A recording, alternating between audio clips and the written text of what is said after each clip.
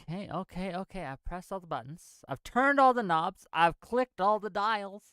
Gang, welcome, one and all, to yet another episode of WIC TV, a cross-ideological space where we come together to talk about issues both political and cultural, from the silly to the serious. And gang, have we got a show for you tonight. Recently, there has been a few reports from the New York Times and other institutions about Alito's house flying an upside-down American flag right after the January 6th insurrection. In 2023, it's recently been reported, he allegedly, from his beach house, flew a Christmas tree flag. I'm not sure what to call it exactly, right?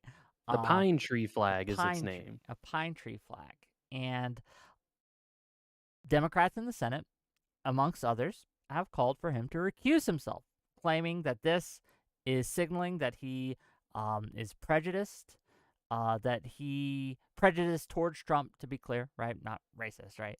But also that he cannot be unbiased when it comes to the court cases on stealing the election, etc.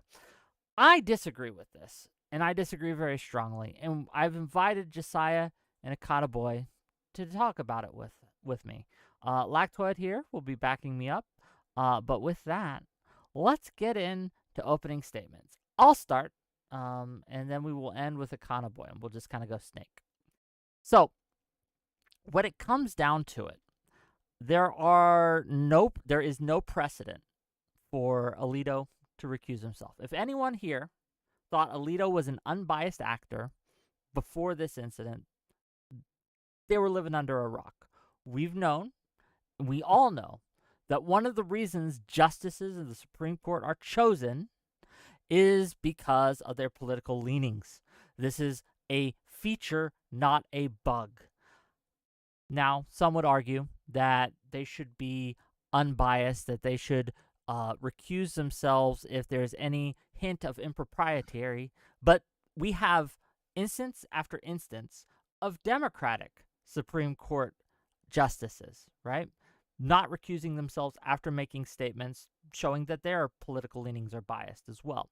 Ruth Bader Ginsburg, famously, during the 2016 election, said that Trump was a faker, that if Trump was elected, she was going to move to New Zealand. She never did. No Democrats were calling for her to recuse herself.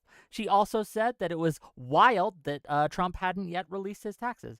And yet, no one called for her to recuse herself when she was sitting on a Supreme Court hearing involving his taxes. This double standard cannot stand. Look, I'm a Democrat. I'm voting Biden. But I believe in our institutions. And while I'm open to reform towards the Supreme Court, I think that the naked partisan nature of this is a cure that is worse than the disease. And I'll end it there. Josiah, go ahead. What you got? Cool. Josiah with Pondering Politics, YouTube political commentary channel. I think that Alito's flag scandal, it is a scandal. It's a disgrace. It's a further sign of the increasing and naked partisanship of the United States Supreme Court. It's certainly not only on the part of the conservative justices. The court as an institution is eroding in terms of public trust. Their approval rating is in the toilet. And we need to impose reforms on the court, not just the conservative justices. This is one such example, though. The founding fathers, to the extent you care about them at all, they expected the judiciary to be the weakest of the branches, the least active of the branches, and the branch that was held to the highest ethical standards, more than the president, more than Congress, because they didn't have any of the political burdens. You didn't have to worry about election, re-election, term limits, et cetera, and so forth.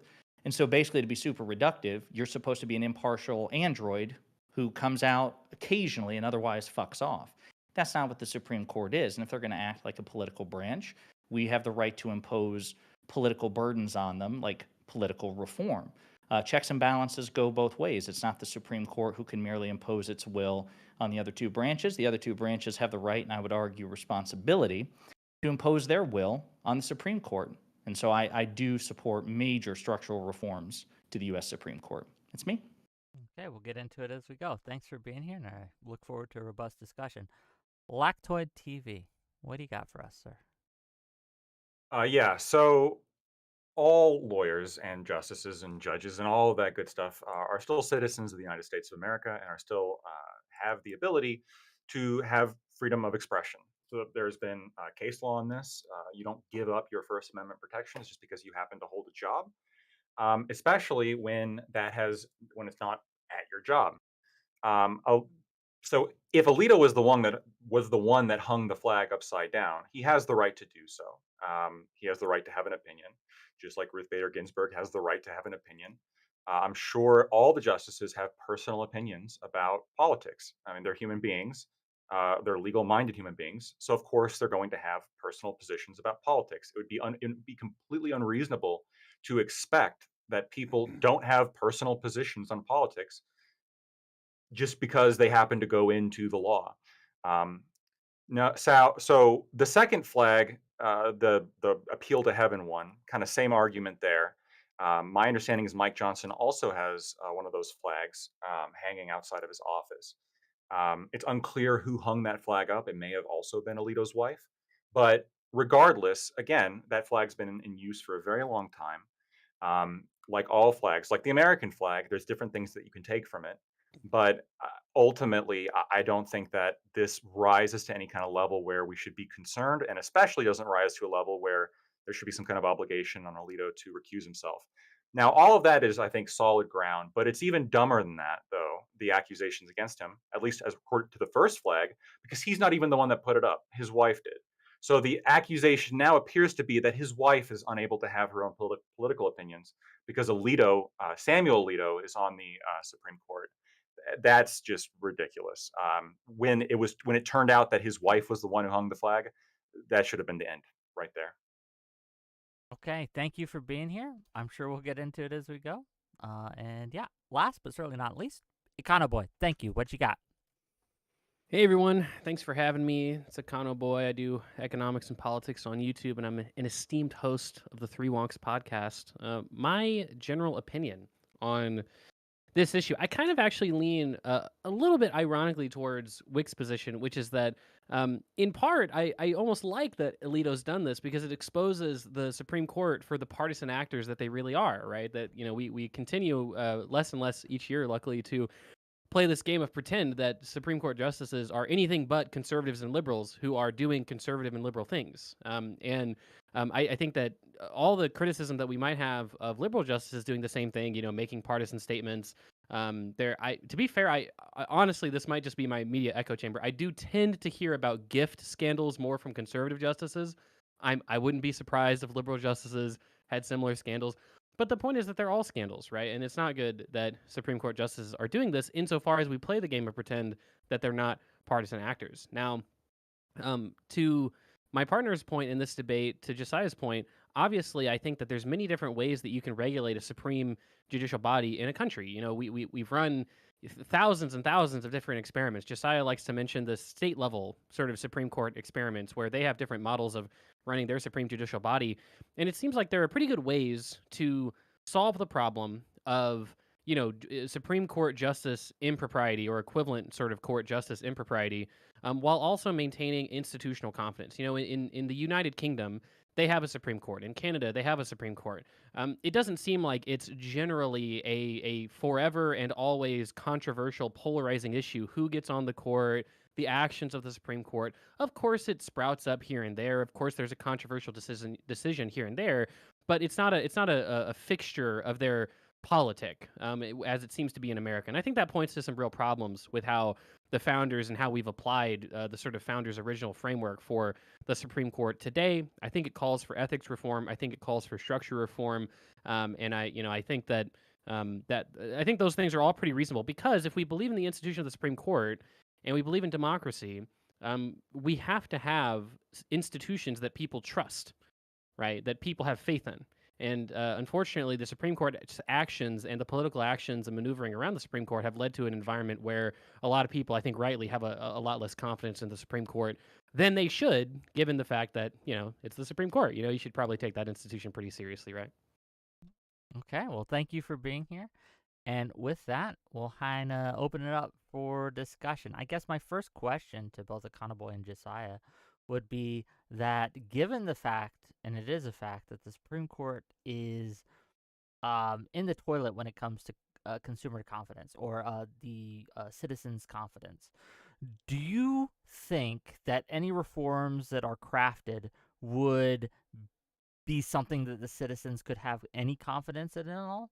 Like, it's not just the Supreme Court, but almost every institution across the board is suffering from this confidence of crisis. So any kind of reform or ethical kind of requirements that are crafted and put on the Supreme Court are going to suffer from this same crisis of confidence. I don't think the fact that there are partisans on the Supreme Court is a cause of this lack of confidence. I think that there's another root issue, and I think that any kind of crafted reform risks suffering that same issue of it will be just seen as a weapon, a partisan tool to be used in each election season. Thoughts? So you may be right. I was going to say real quick, you may be right, Wick, but this goes back to the long issue that you and I have on a lot of things, which is that things aren't good now. And it seems like anytime somebody proposes changing these things in good faith or thoughtfully, you come back with there's a risk. And of course there's a risk, but the alternative is the status quo, and the status quo is clearly not working. Judicial experts, former judges, judicial ethics experts, people have been complaining about this situation with Alito. It's not just soy libtards such as myself. So there are people who have much more experience than, even with all due respect, Lactoid, people who know the law better than Lactoid, who have more experience than Lactoid. There are people who also say that there are issues with the United States Supreme Court, and not even just the conservatives, also the liberals, as you point out. And this idea that we can't change anything because it may make it worse, I think that's a good argument for changing things carefully, thoughtfully, strategically, not taking a wrecking ball to it. But the entire point of the Constitution is the spirit of change. We amend the framers in their wisdom. If you're an originalist, if you're somebody who's a conservative who values the founding fathers, they recognize they didn't have all the answers, and so they created a process by which things could change. The Supreme Court itself has changed over time. So I just reject the premise. We can talk about what reforms would be better than others, which reforms would be more thoughtful than others, but this idea that we can't do anything, that's a non-starter for me, and I think it is for a lot of others too. Wait, go ahead. Can I jump? Okay, before we get into the general, before we start hiding in the forest instead of examining the trees, I would like to talk about reforms too. Sure, because we can talk. There's some reforms that maybe we can come to some level of agreement on. But I mean, let me guys ask you like directly. If Samuel Alito's wife was the one who hung the flag upside down, why is this still being talked about? Why is it still in the news that there was an upside down flag at their house? So I would say that I think it's reasonably so in the news in terms of why it's talked about.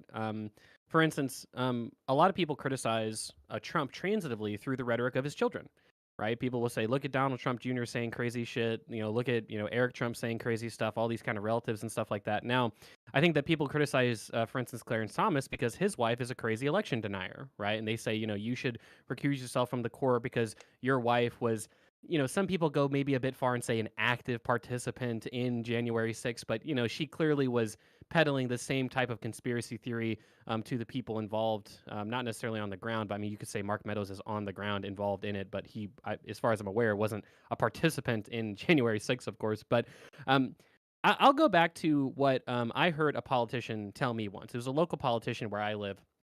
And he went through this big rigmarole. He got in some sort of he didn't get into a scandal. He avoided a scandal, and he talked about the importance of avoiding the appearance of corruption. He said, yeah, I come from a pretty wealthy family, and my family happened to own a piece of land in the city, and this piece of land was eligible for some sort of, state, whatever, like local tax break or something. And, we went ahead and just sold the land, and we didn't take the tax break, even though we legally could have, because the appearance of corruption is pretty much as bad as being corrupt itself, at the very least, if you care about your institutional legitimacy as an office holder. And I think similarly, I've had similar conversations with my wife I've flirted with the idea of running for little local offices here and there, and I've talked to my wife and said, look, it's not that you can't express your political opinions as they genuinely are held. It's just that it's something that you have to think about how it affects the broader family, how it might affect somebody How it like affects your me who would election run. chances, to be clear, right? Well, election That's chances, what but it's also about in the at the end of right, the but day. also in the case of a Supreme Court justice, right? If you have a spouse who is a crazy election denier and thinks that the election was stolen, I mean, that's your God-given right to marry anybody, no matter how crazy they are, right? So I'm not going to disagree with that. He loves who he loves, but at the same time, I think it's fair for people to say, I mean, if one of our Supreme Court justices, in fact, two of them, apparently, are married to election deniers, it's kind of scary, right? Like, that's kind of a signal that would lead to, most people don't get married to people with diametrically opposing political views. And so it's a little bit scary that that's the case. And may I add to this before Lactoid and Wick respond, just to put a I button got to on respond this? to this. Yeah, but just a button in this. Federal law and the Supreme Court Code of Conduct, which Chief Justice Roberts released towards the end of last year after months of pressure from Senate Democrats, require the justices to behave themselves in a way which avoids even the appearance of impropriety.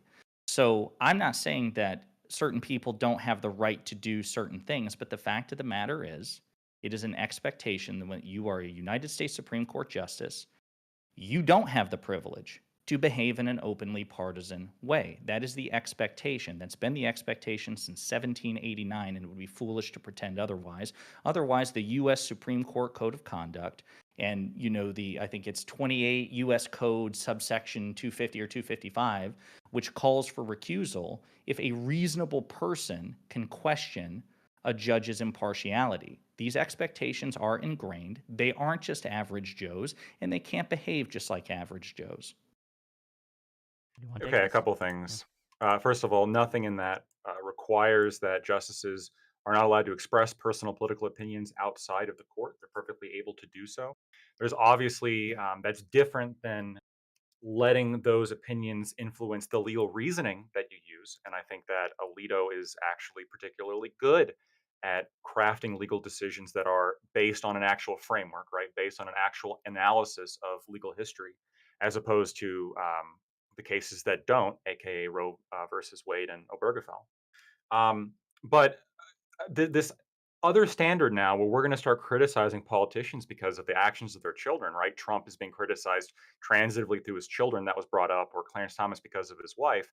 You guys are just straight up justifying like the criticism of Biden then because of Hunter Biden. Now, I actually don't criticize Biden because of Hunter Biden, outside of maybe some jokes among friends, because it's not a serious point.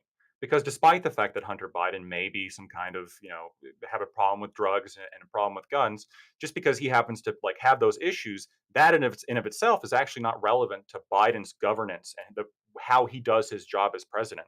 Just like the opinions of Alito's wife is not important to determining how Samuel Alito does his job as the Supreme Court justice. It's not even. I mean, it's not even.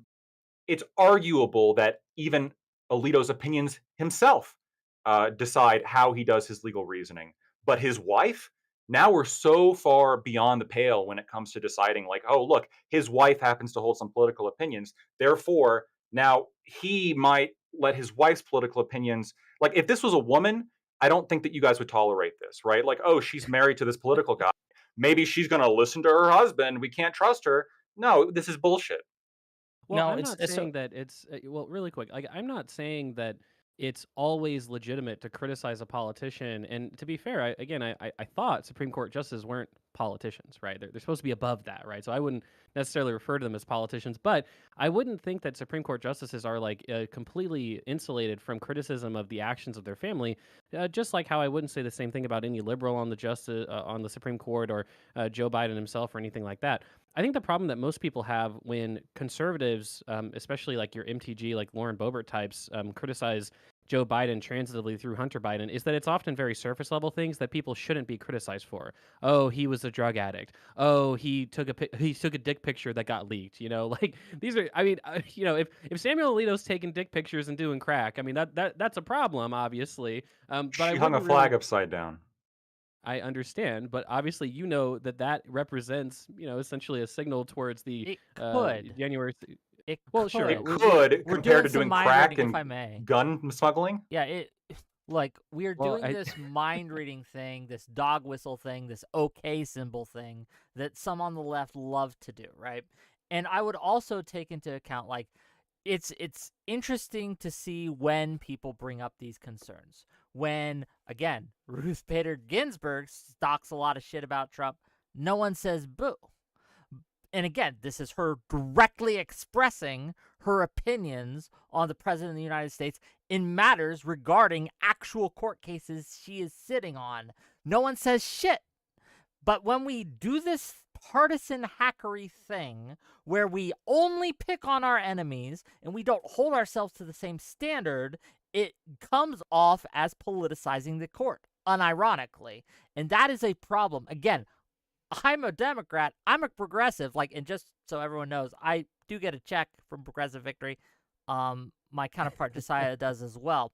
But we, as you can see, I don't agree. Never on, will. Yeah, don't agree on this. I think that if we want to repair the lack of confidence that the citizenry has in the Supreme Court, it's something we have to do with a holistic approach. One of the things we have to stop doing is stop threatening to pack the courts or do these other kind of very naked partisan reforms, right? Now, I'm with you. Nick, Yeah, problem, hold on. Yeah, just real really quick, if I may finish, and then you can go. Yeah, go on. Then you finish.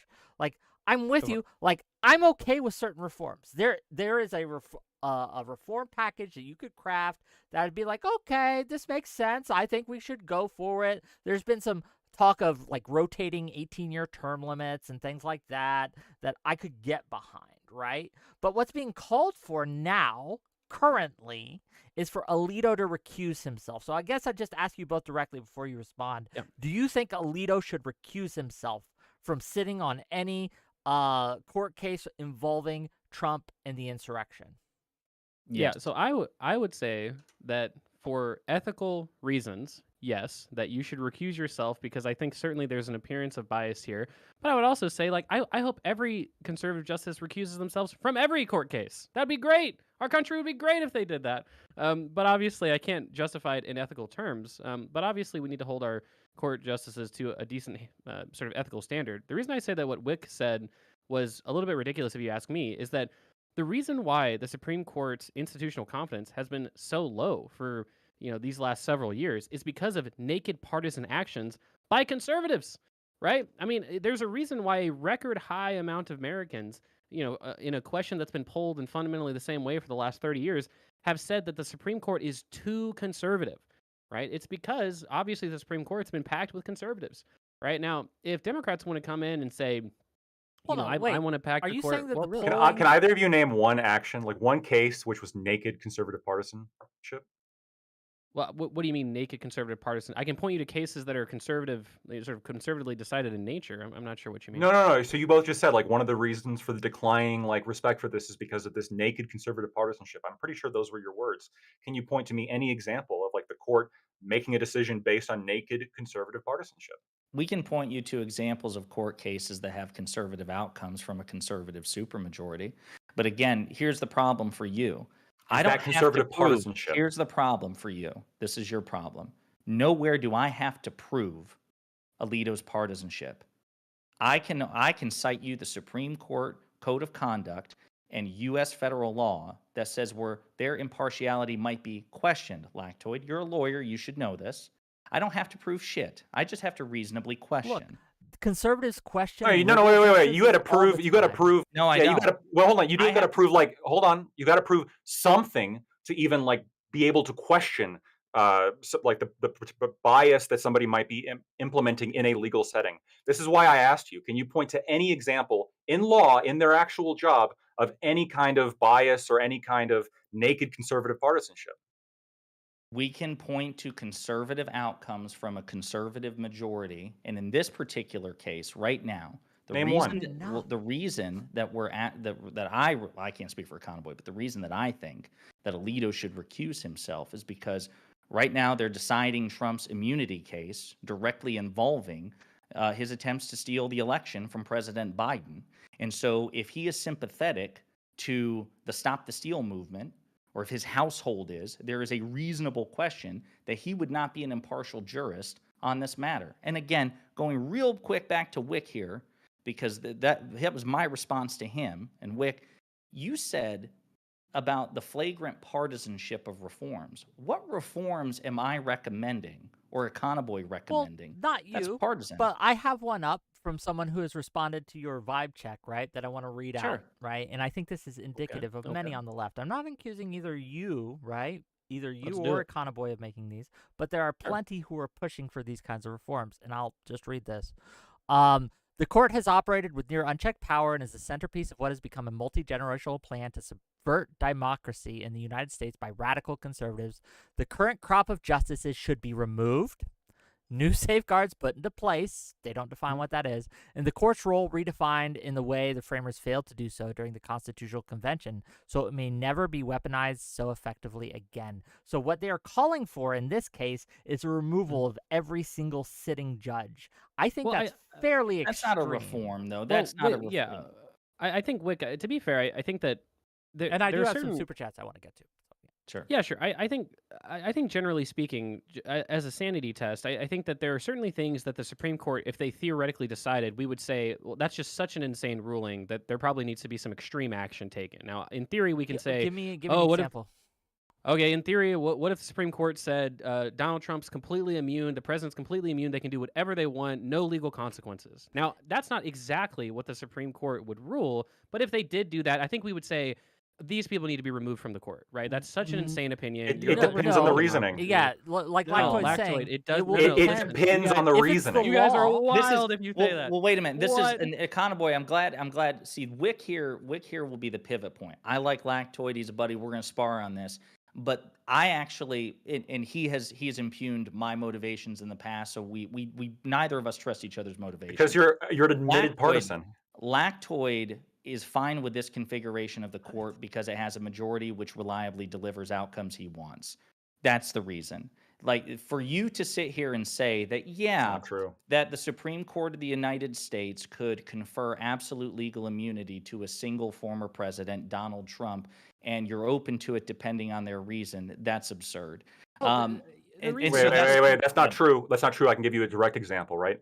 This Sure. Supreme Court, which is one of the best in history, ruled that half of Oklahoma is ruled now or is under the jurisdiction of a ethno-state, right? The Native American tribes.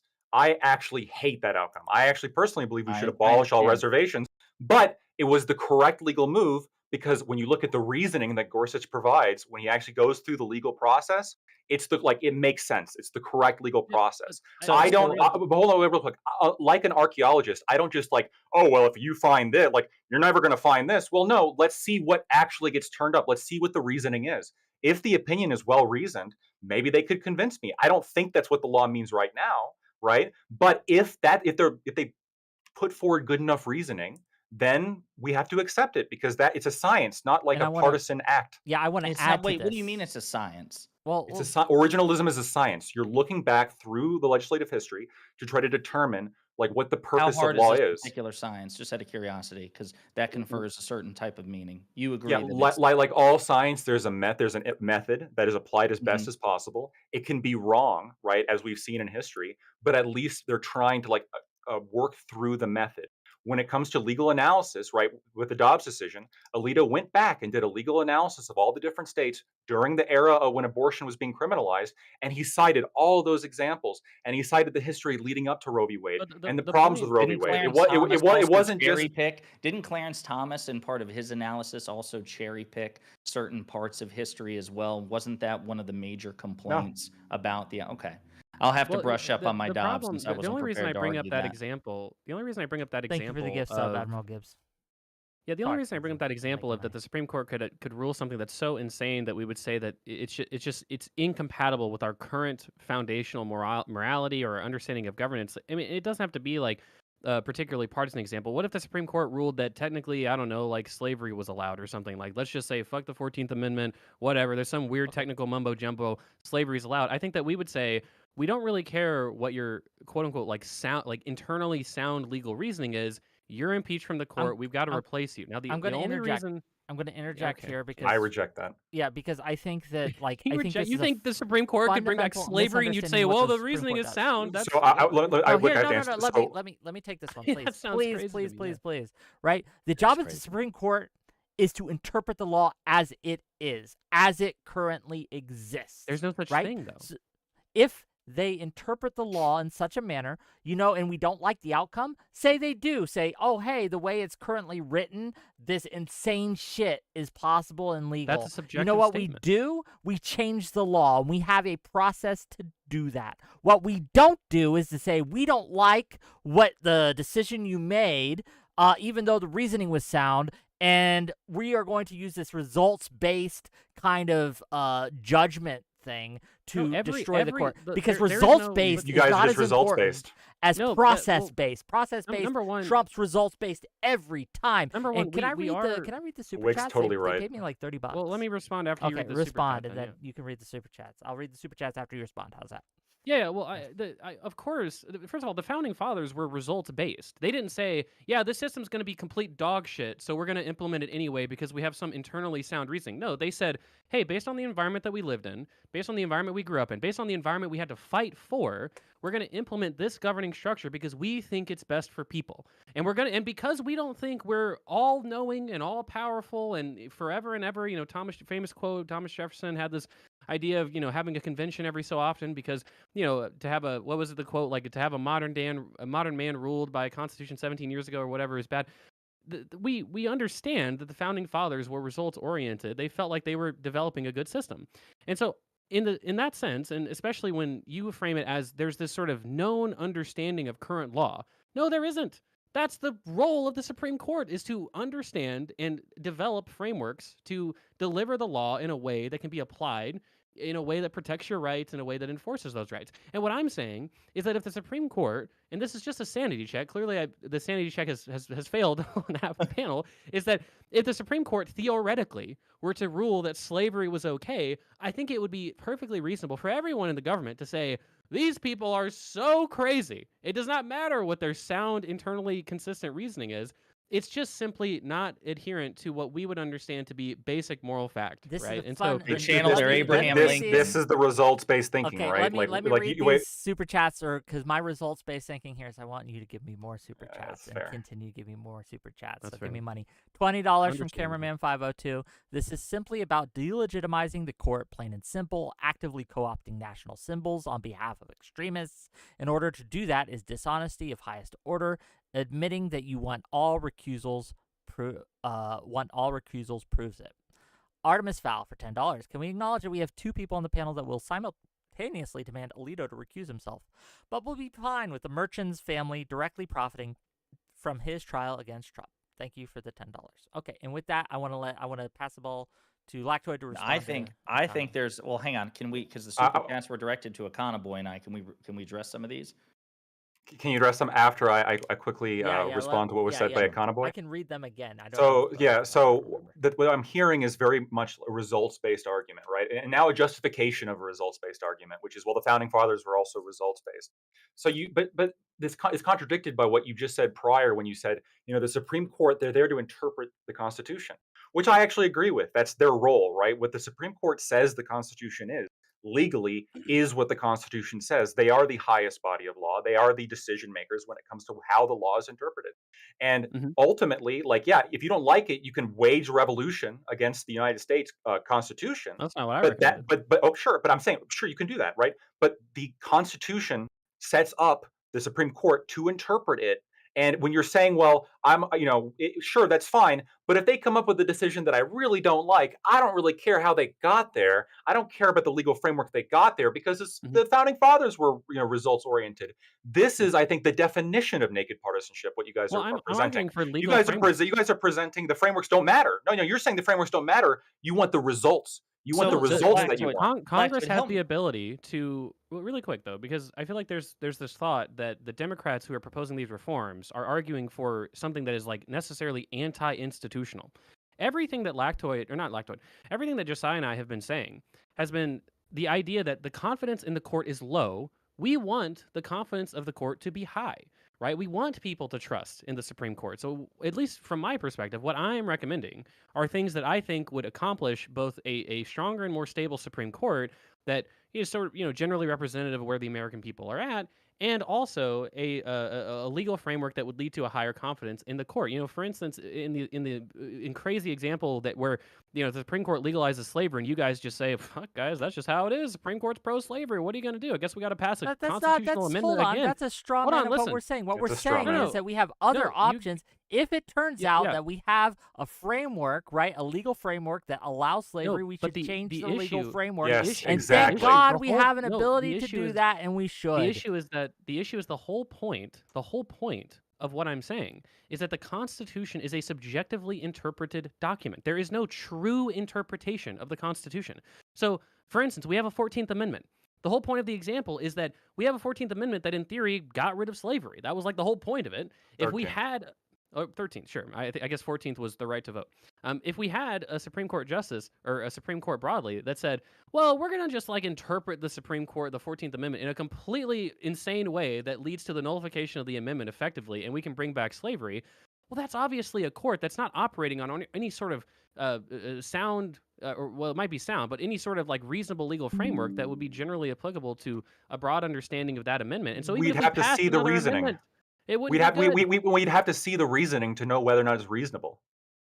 No, okay, you're failing completely to engage in this hypothetical, and it's kind No, of no, no, annoying. you don't even Obviously- know. You're saying that like this result would be crazy. Obviously, they're not reasonable. And my point is, like with all things, I would need to see their reasoning. Maybe the reasoning is fine. I don't Okay, know what the Michael, reasoning would Why, be. why does you your mentioned- you approval of their mentioned- reasoning matter when you No, but just really said quick, the no, Supreme 'cause this Court is the is the question. final arbiter of the Josiah, law? this It is the should be question. Because, irrelevant. because I'm the one on this debate panel, like talking about like my interpretation of what would be reasonable or not reasonable. I Josiah, agree with let- you that if the Josiah. Supreme Court came to like a through reasoning that I found to be errant, which I think a lot of cases, like Roe v. Wade, for example, was errant reasoning.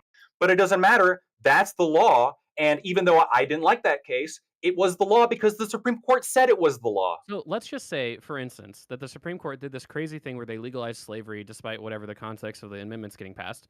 And now, obviously, I'm making the absolutist statement, which is to say there's just like no legal reasoning that I would agree with that would do that. You're saying, well, there's some legal agreement that in theory But is what would be possible the that best I path could come forward? to. Let's take your. But, hold no, on. but really quick, hold on, because I just have to ask the last word of the question. Is let's say you disagreed with that ruling. You said this legal reasoning is crazy. I mean, you can't just bring Yeah. back slavery, right?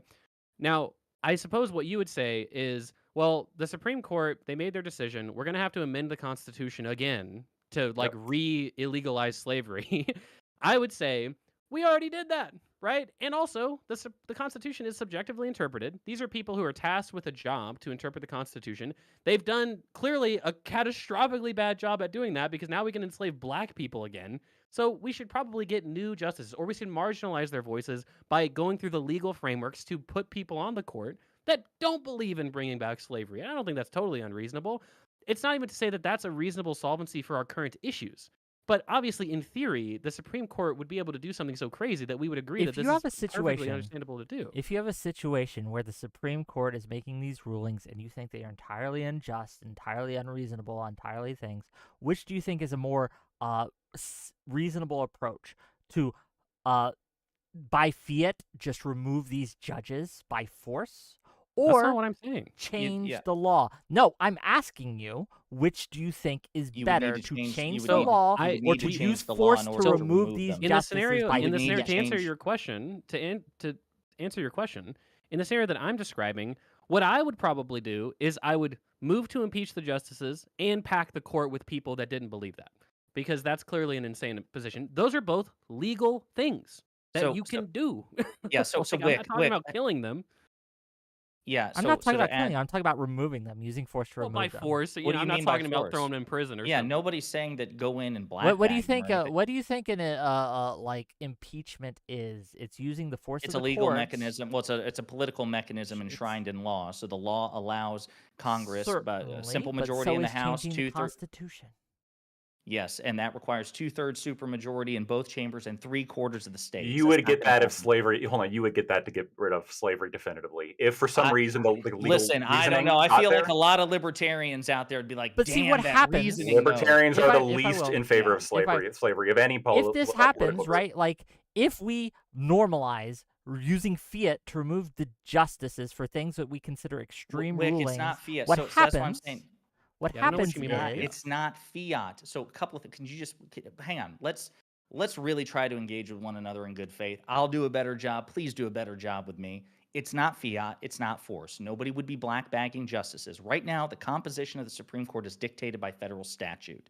Congress, with a majority, could change the statute and say instead of 9 judges, we could, because we have 12 circuits, we could bring it to, or 13 circuits, we could bring it to 13 justices. We could do more than that. The composition of the Supreme Court has been changed by You could have law in the 100. past.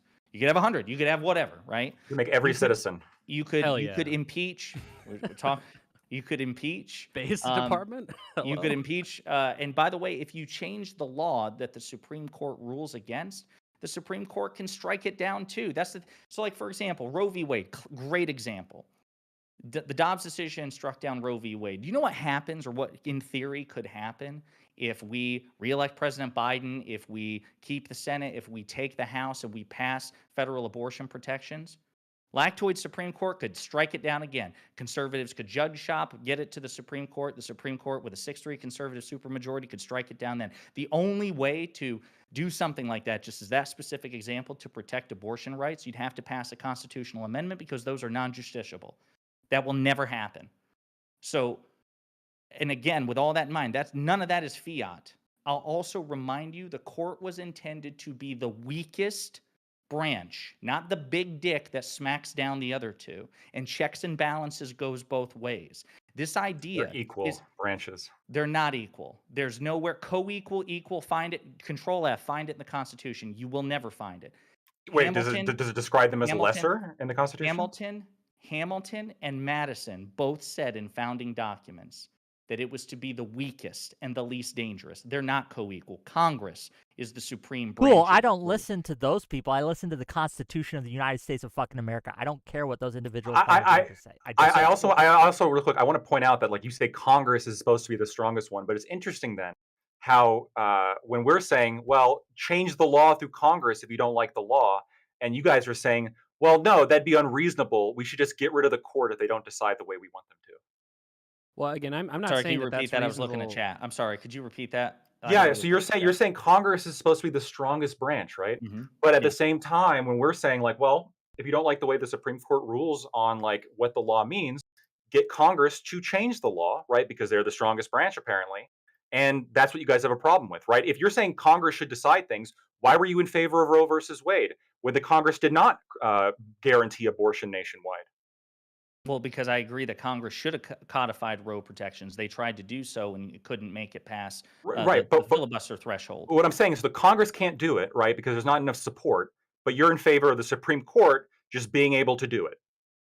The reason I am so against this, Josiah, and this is me being good faith as possible, is because growing up all my life, right, until the 2010s, 2008s, right, that period of time, right, when the court flipped or began to flip, I heard from my Republican friends and family, the courts are illegitimate.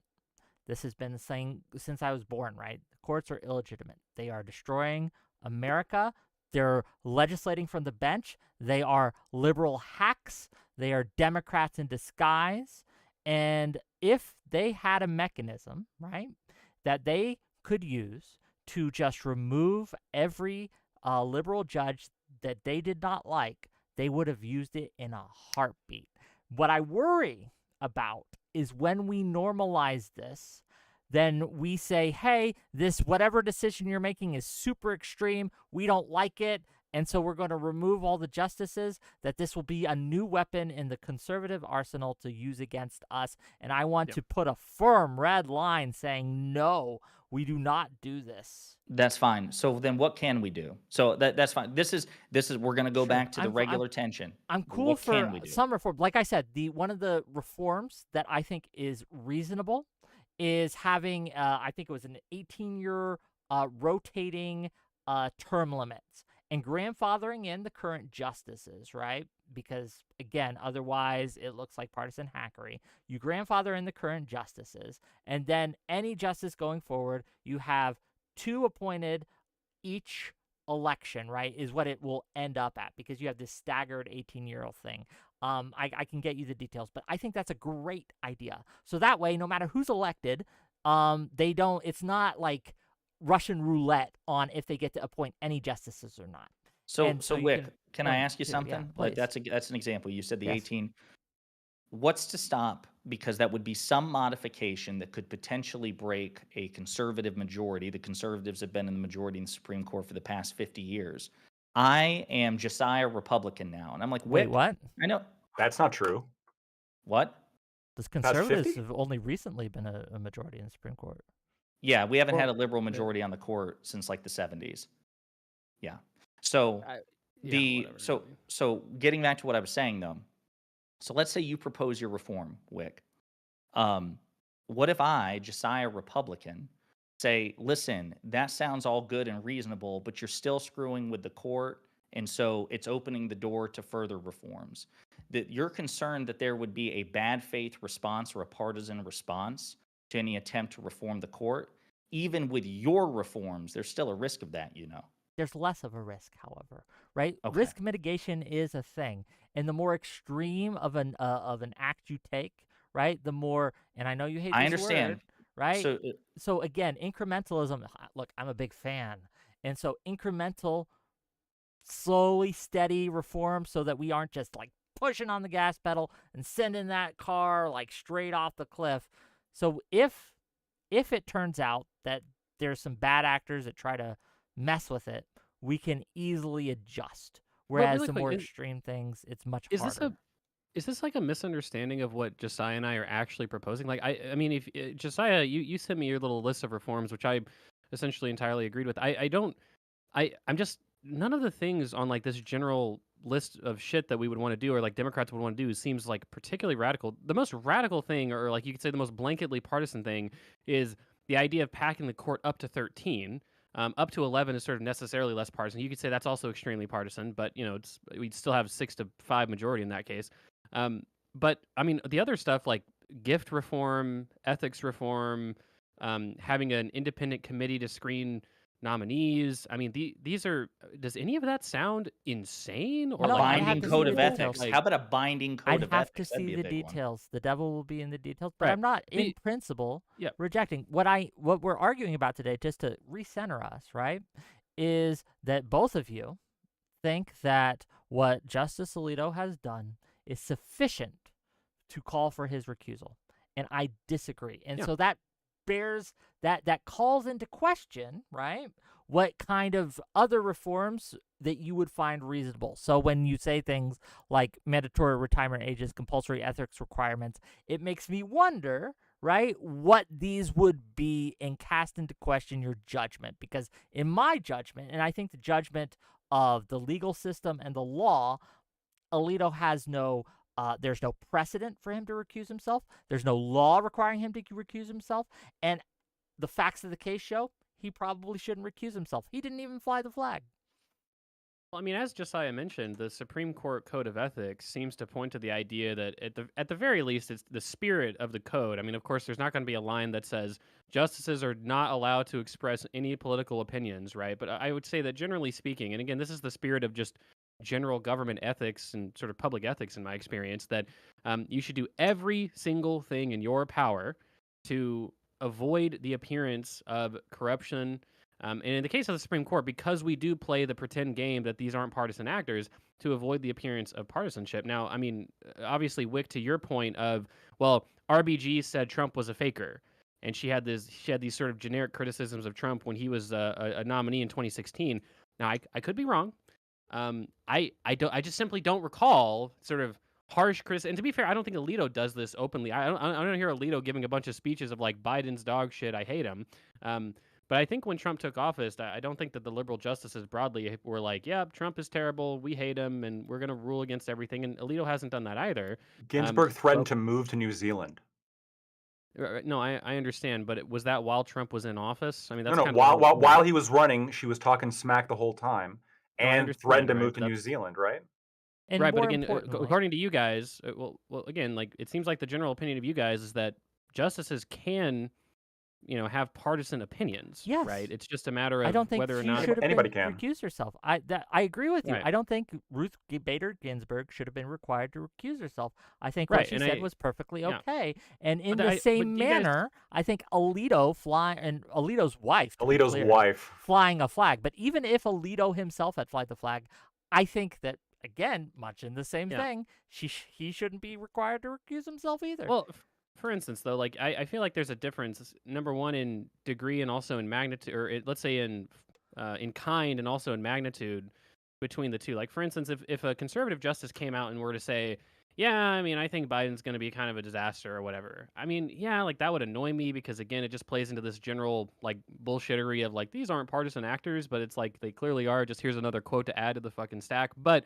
Um, I don't think I would say that they should recuse themselves on all things having to do with Biden, right? And I'm not going to say that about liberal justices either. However, for a conservative justice to come out and seemingly as a family, because it was actually the wife. We don't actually know if that's true. We're kind of blaming it on the wife, but let's just say that that's true, right?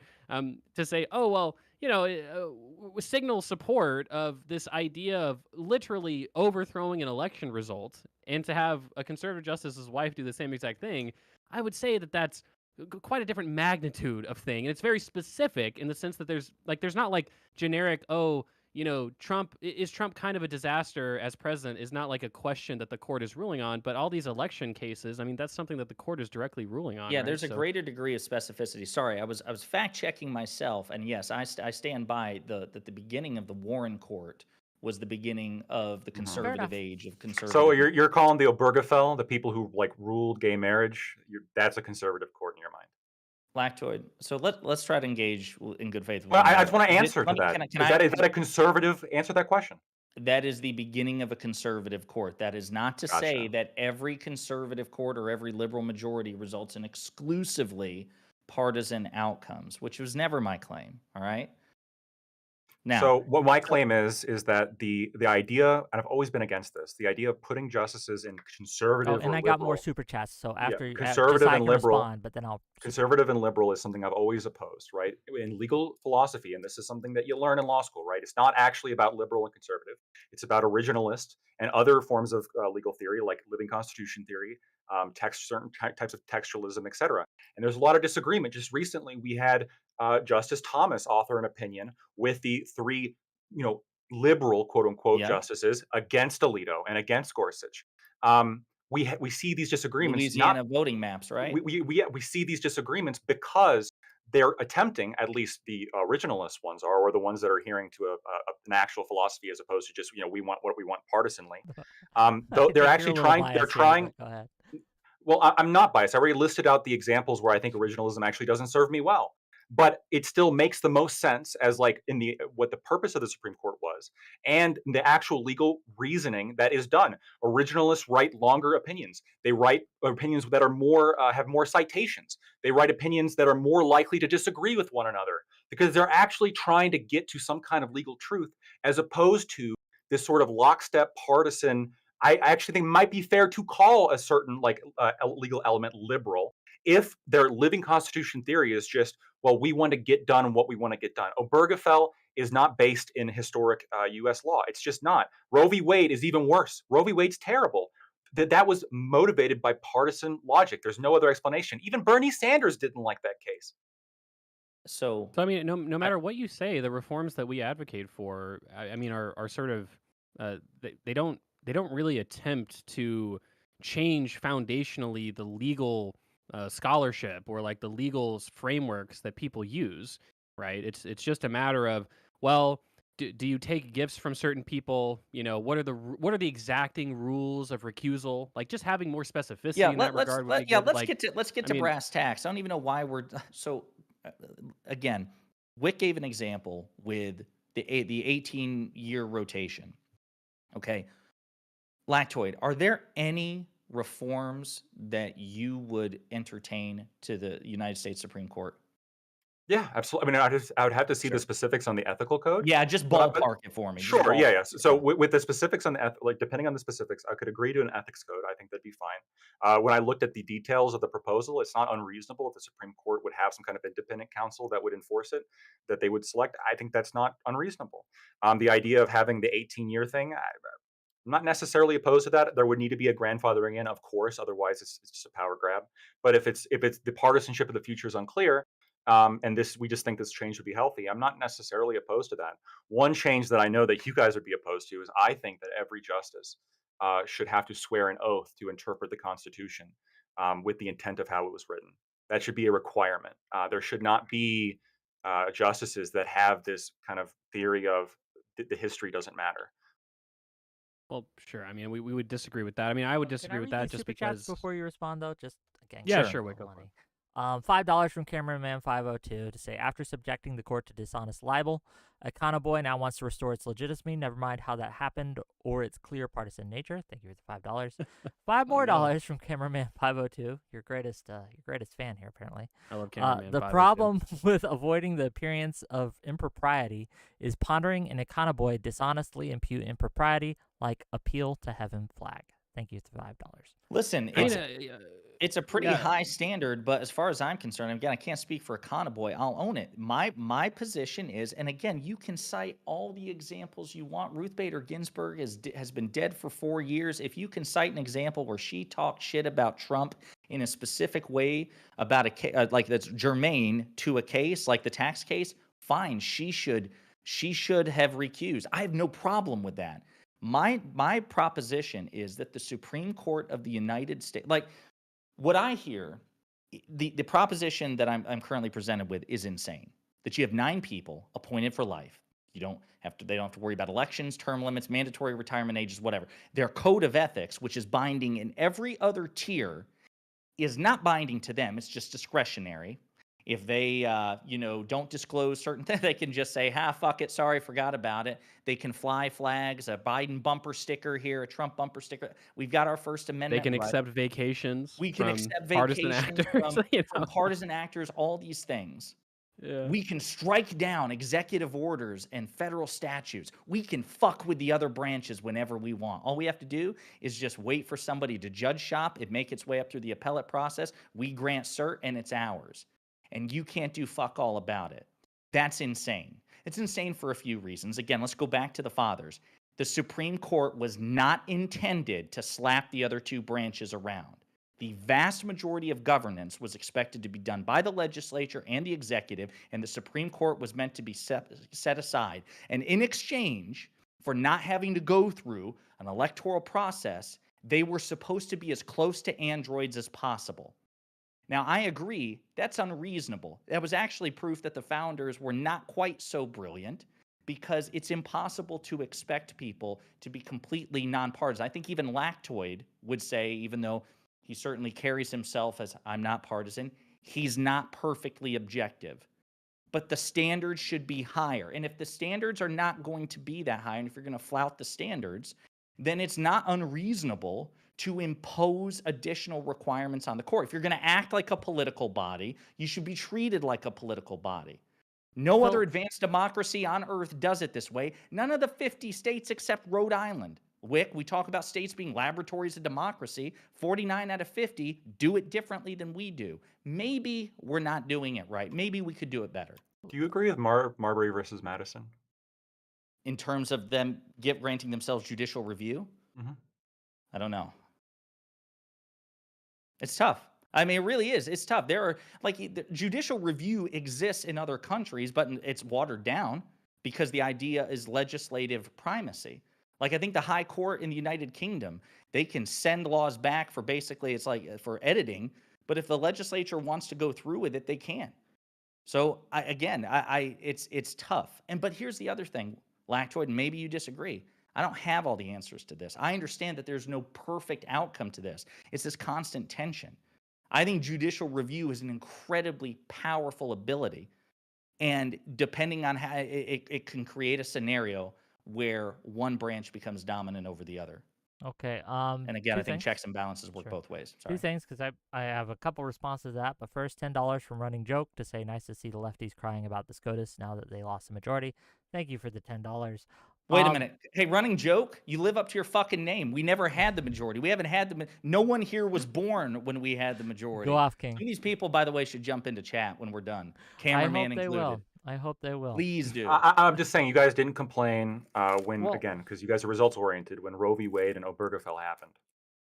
I Well, I wasn't mean, alive this for either of these. Sure, but this Again, is Obergefell, was gay Obergefell you marriage, were. right? Yeah, that was was gay marriage. 2015. Yeah. Yeah, the 2015. So sorry. again, Here's we're not a- making if the I may, argument.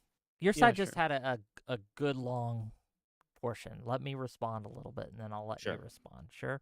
So I have problem is twofold, right?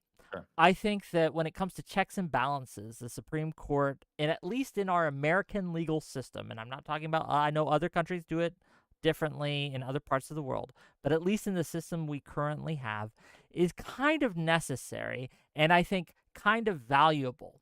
I agree that it can be dangerous and powerful and misused. I agree that we should probably look into some reforms. However, what I call into question is the timing of the call for reforms. It's never when you're getting your way, it's always when you're not. And that, when we talk about politicizing the courts, when we talk about decreasing trust in institutions, one of the reasons that we've seen a drastic, at least in recent years, of trust in the Supreme Court as well as other institutions is because of this impression that it is becoming more and more of a political battleground. And as we as a country are getting more and more polarized, there are other variables at play here, right? And I worry that by opening this box, we are going to create this tit-for-tat race to the bottom that's going to be a problem. I understand that there's always a risk. Even of doing nothing, there's always a risk that the other side's going to get. But I'll be damned if I'll be the first to pull that trigger, right? I'll be damned if one of the things about me is I have to feel good about myself when I'm by myself.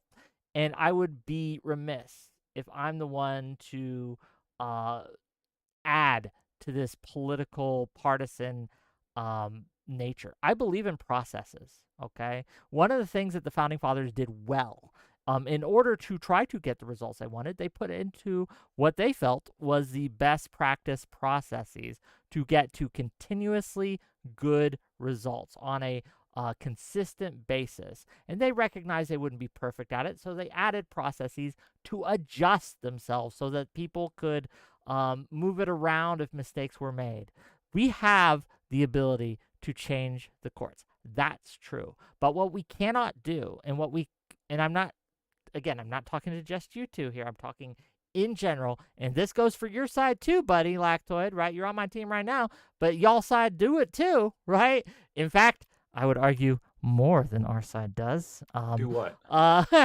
They do this partisan hackery thing where when they're not getting their way, suddenly they want ethics reform. But when they are getting their way, they just ignore it entirely. And we need to stop on both sides, on all sides. We just need to stop that. We can look at it, but it has to be done in a way that is beyond reproach. And when we call for it, only in the case of things like Alito flying a fucking flag, it just doesn't pass the smell test to me. That's all. Wick. So a couple of things. I'm determined we're gonna come to consensus here. We already got Lactoid to commit that he's gonna vote for President Biden this year. You and I are going to come to a consensus. Look, I'm voting for Biden. Why he got the I'm fucking riding with Biden celebratory out. motorcycle? Okay, you and I we're gonna crack this code. Yeah, I got the motorcycle because gas prices are about to Fuck plummet. you! Mute him. Fuck him. Fuck him. Okay, so listen. Here's where I'm struggling, and I don't know. Maybe Akana Boy doesn't share this. So you say you don't want to trigger a race to the bottom. I agree.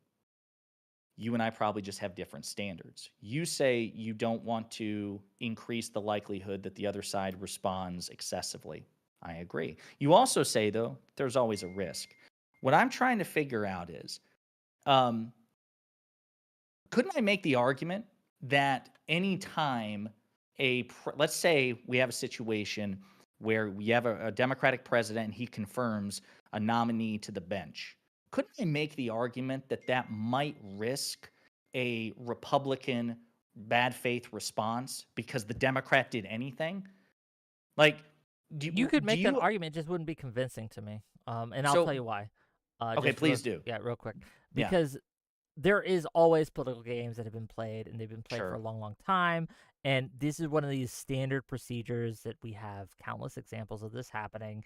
And I think that that's okay. And it also, again, reflects the will of the people in a way, right? When your president is elected, presidential elections have consequences. And that's why I was very upset when a lot of people didn't vote for Hillary Clinton. We knew this was coming, right? This was an unfortunate thing.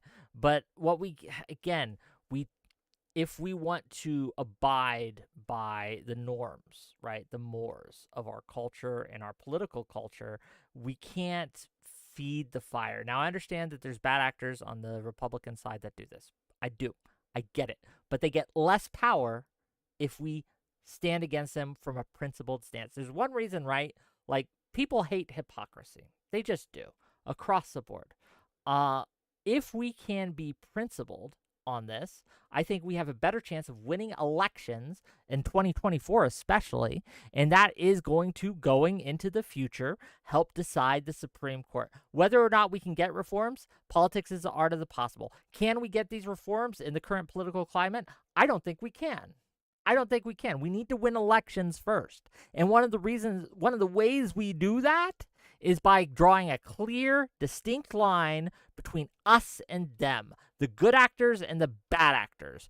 And if we can just draw that line, we will attract more voters. I honestly believe that.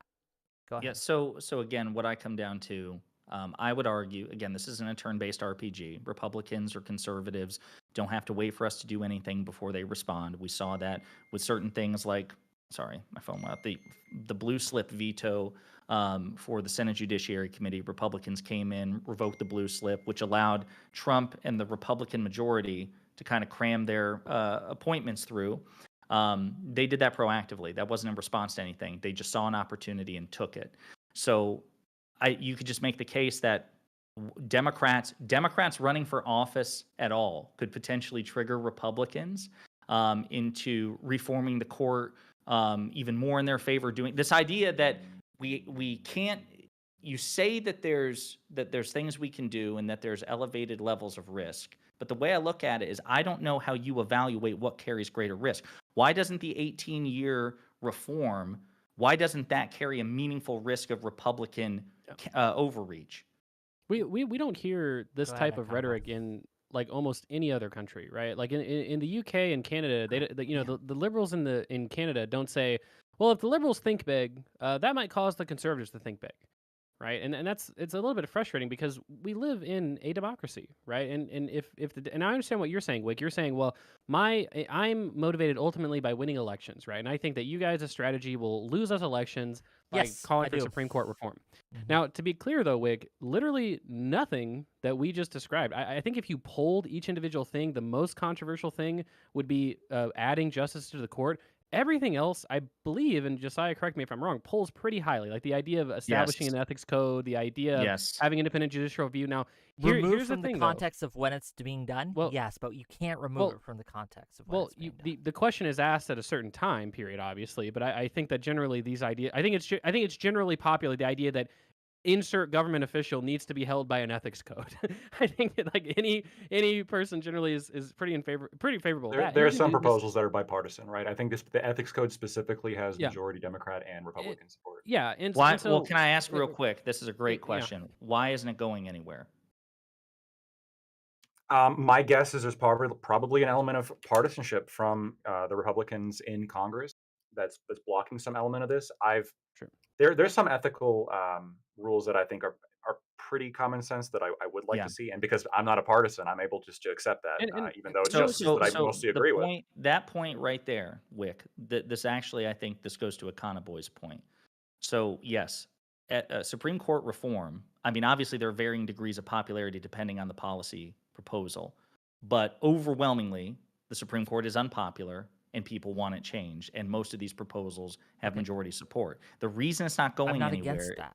is because Republicans won't do anything with it because the court reliably delivers outcomes they like. So it would be They very don't wanna nice change it. if we could win more Not elections reliably. and vote them out. It would be very nice if we could. But then Well, what we're happens when we vote them disagreeing. out? Then we Yeah. have to, then when we have power, we have to use it. And Gotta do this is things where with the it. constant tension comes in. Because you would say, well, Josiah, if we use our power after we win elections to change the court, that risks the next time No. Republicans take power. No. Oh, okay. No. I would say that there are certain ways of using our power that would do that, but there are other ways which would have a much lesser risk, and I would be fine with. Like I said, a bipartisan ethics reform bill, again, devil's in the details here, but I'm not against that in concept. I'm not against that, right? Like in passing through, and I think we should. But the reason we can't is because we keep playing these partisan games. And so when we do get our majorities, you know what we do? We decide, well, now that we have power and can push on these levers, I don't know if we want these reforms anymore. Actually, the problem is, And both I sides would do beg that to shit, differ. and it's a problem. No, that's the problem when it comes to the court. I beg to differ. So weird, though. We've had legislative majorities by Democrats, and we haven't imposed our will on the Supreme Court. Do you know why? Because frustratingly, so many Democrats, an Agree with increasingly me. fewer number now, thank God, think like you, which is, even though we have the leverage now, we can't fuck with the court. Now, thankfully, thank God, we are starting to see that behavior. So, like, you know what? We've given them plenty of slack. We're going to be willing to impose They're our moving will away more. from being principled and more to being partisan. Yeah. Well, just to be appreciate that clear, last point. Laxoid, But the Republicans, when they governed, had no principles with regards to how they managed Supreme Court seats. They literally contradicted their principles throughout the process of stacking the court in their favor. So, I mean, it's just, to Wick's point, I mean, obviously this happens on both sides. I'm just willing to concede that, look, when Democrats are in power, they should do Democratic shit. And that includes Supreme Court reform, right? Well, really quick, just to finish the point, and if, to Wick's point, if that galvanized, like, for instance, when Obama passed Obamacare, that galvanized Republicans. It led to a huge, huge swing in Congress that lasted 9 years, however long it took. It was like almost 8 years until the Democrats could win the House again. But what did Obamacare do? It gave tens of millions of people health care that they otherwise would not have gotten. And so it's exactly how Lactoid would describe it, too. Right. Well, no, yeah. And so similarly, I think somebody in 2008, and many people did tell Obama this in 2008, you can't tackle healthcare. It's too controversial. We shouldn't pass this policy.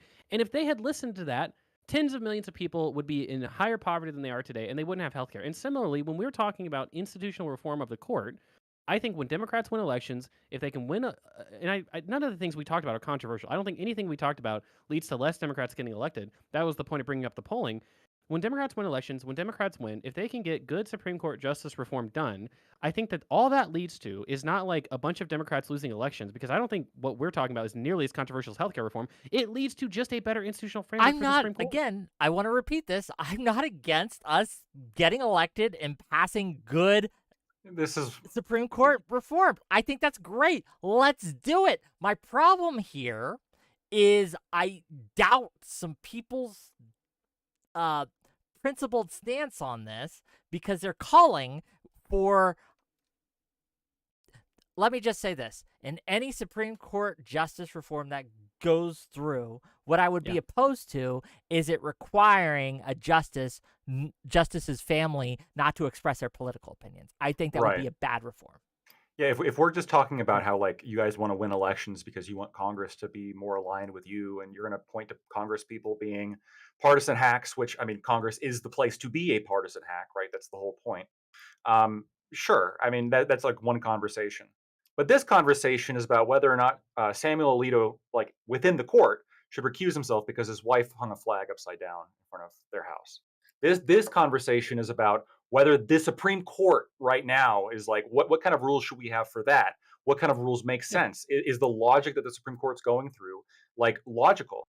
And my argument is that it is. And this Supreme Court is actually, like, one of the best. You have examples of, well thought out opinions where you have, originalist and textualist justices disagreeing with one another. That's what we want to see. We want to see, even if the results are bad and I disagree with them on a political level, and I might support political reform to get what I want, which I often do, right? I think politically, the Oklahoma situation needs to be reverted ASAP, right? And then some stuff with the bathrooms as well.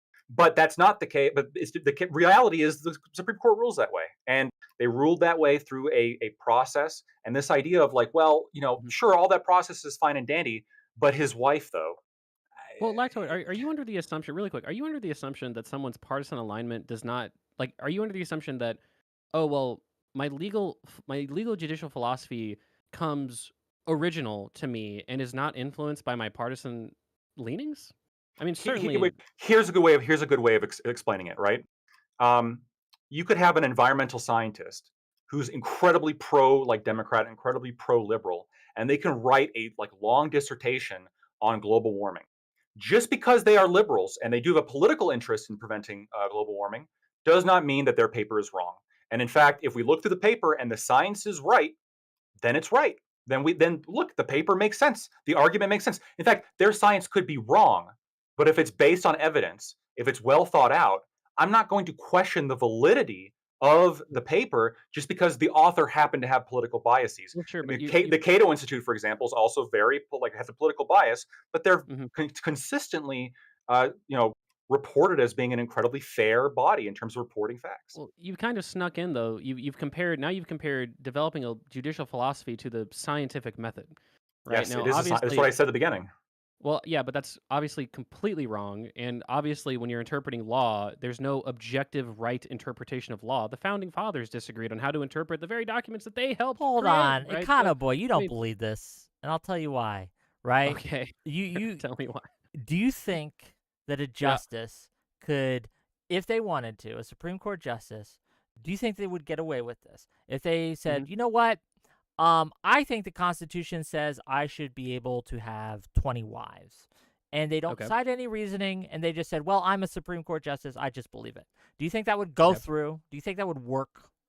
Well, I mean, according to Lactoid, that is literally what the liberal justices are allowed to do. So, I mean, apparently it does work.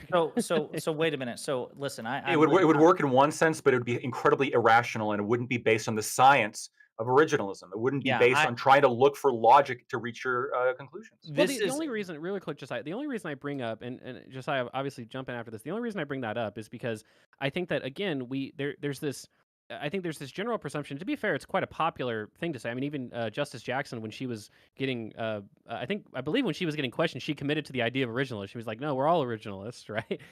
Which, we can quibble with whether or not that's truthful or whatever. Obviously, she's a liberal justice, but the only reason that I say I that have to use is the because restroom real quick. Give me 1 second. Yeah, but continue, yeah, no please. worries.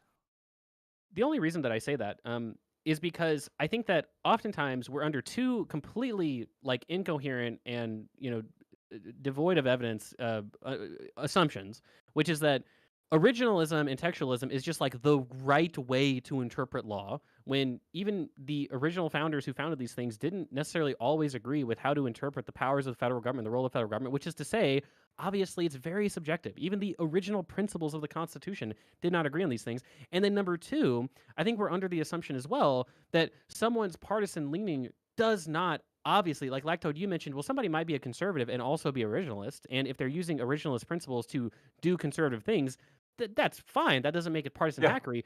But what I'm saying is that I don't think that the Supreme Court are amoral robots. I think that what they're doing is they have a moral foundation. They have a partisan foundation. They say, I'm a conservative. I'm a conservative because of these reasons, religious reasons, upbringing reasons, whatever, just like my experience. And because of that, I tend myself towards originalism. And they might not say this, they might not even think this consciously, but because of that, they tend to rule in a way that's conservative, right? It seems ironic that the conservative justices tend to rule in a way that basically perfectly aligns with their political beliefs. I just don't think that's a coincidence. It's not a Well- well, hold on. It can be a coincidence, right? Because you can have like there can be something similar among a political belief It as can be. I well just don't think as it well is, as right? well. So I would assert I think it is, right? Because like it also is a coincidence that like the most of the researchers that are involved in studying climate change may also be left wing, right?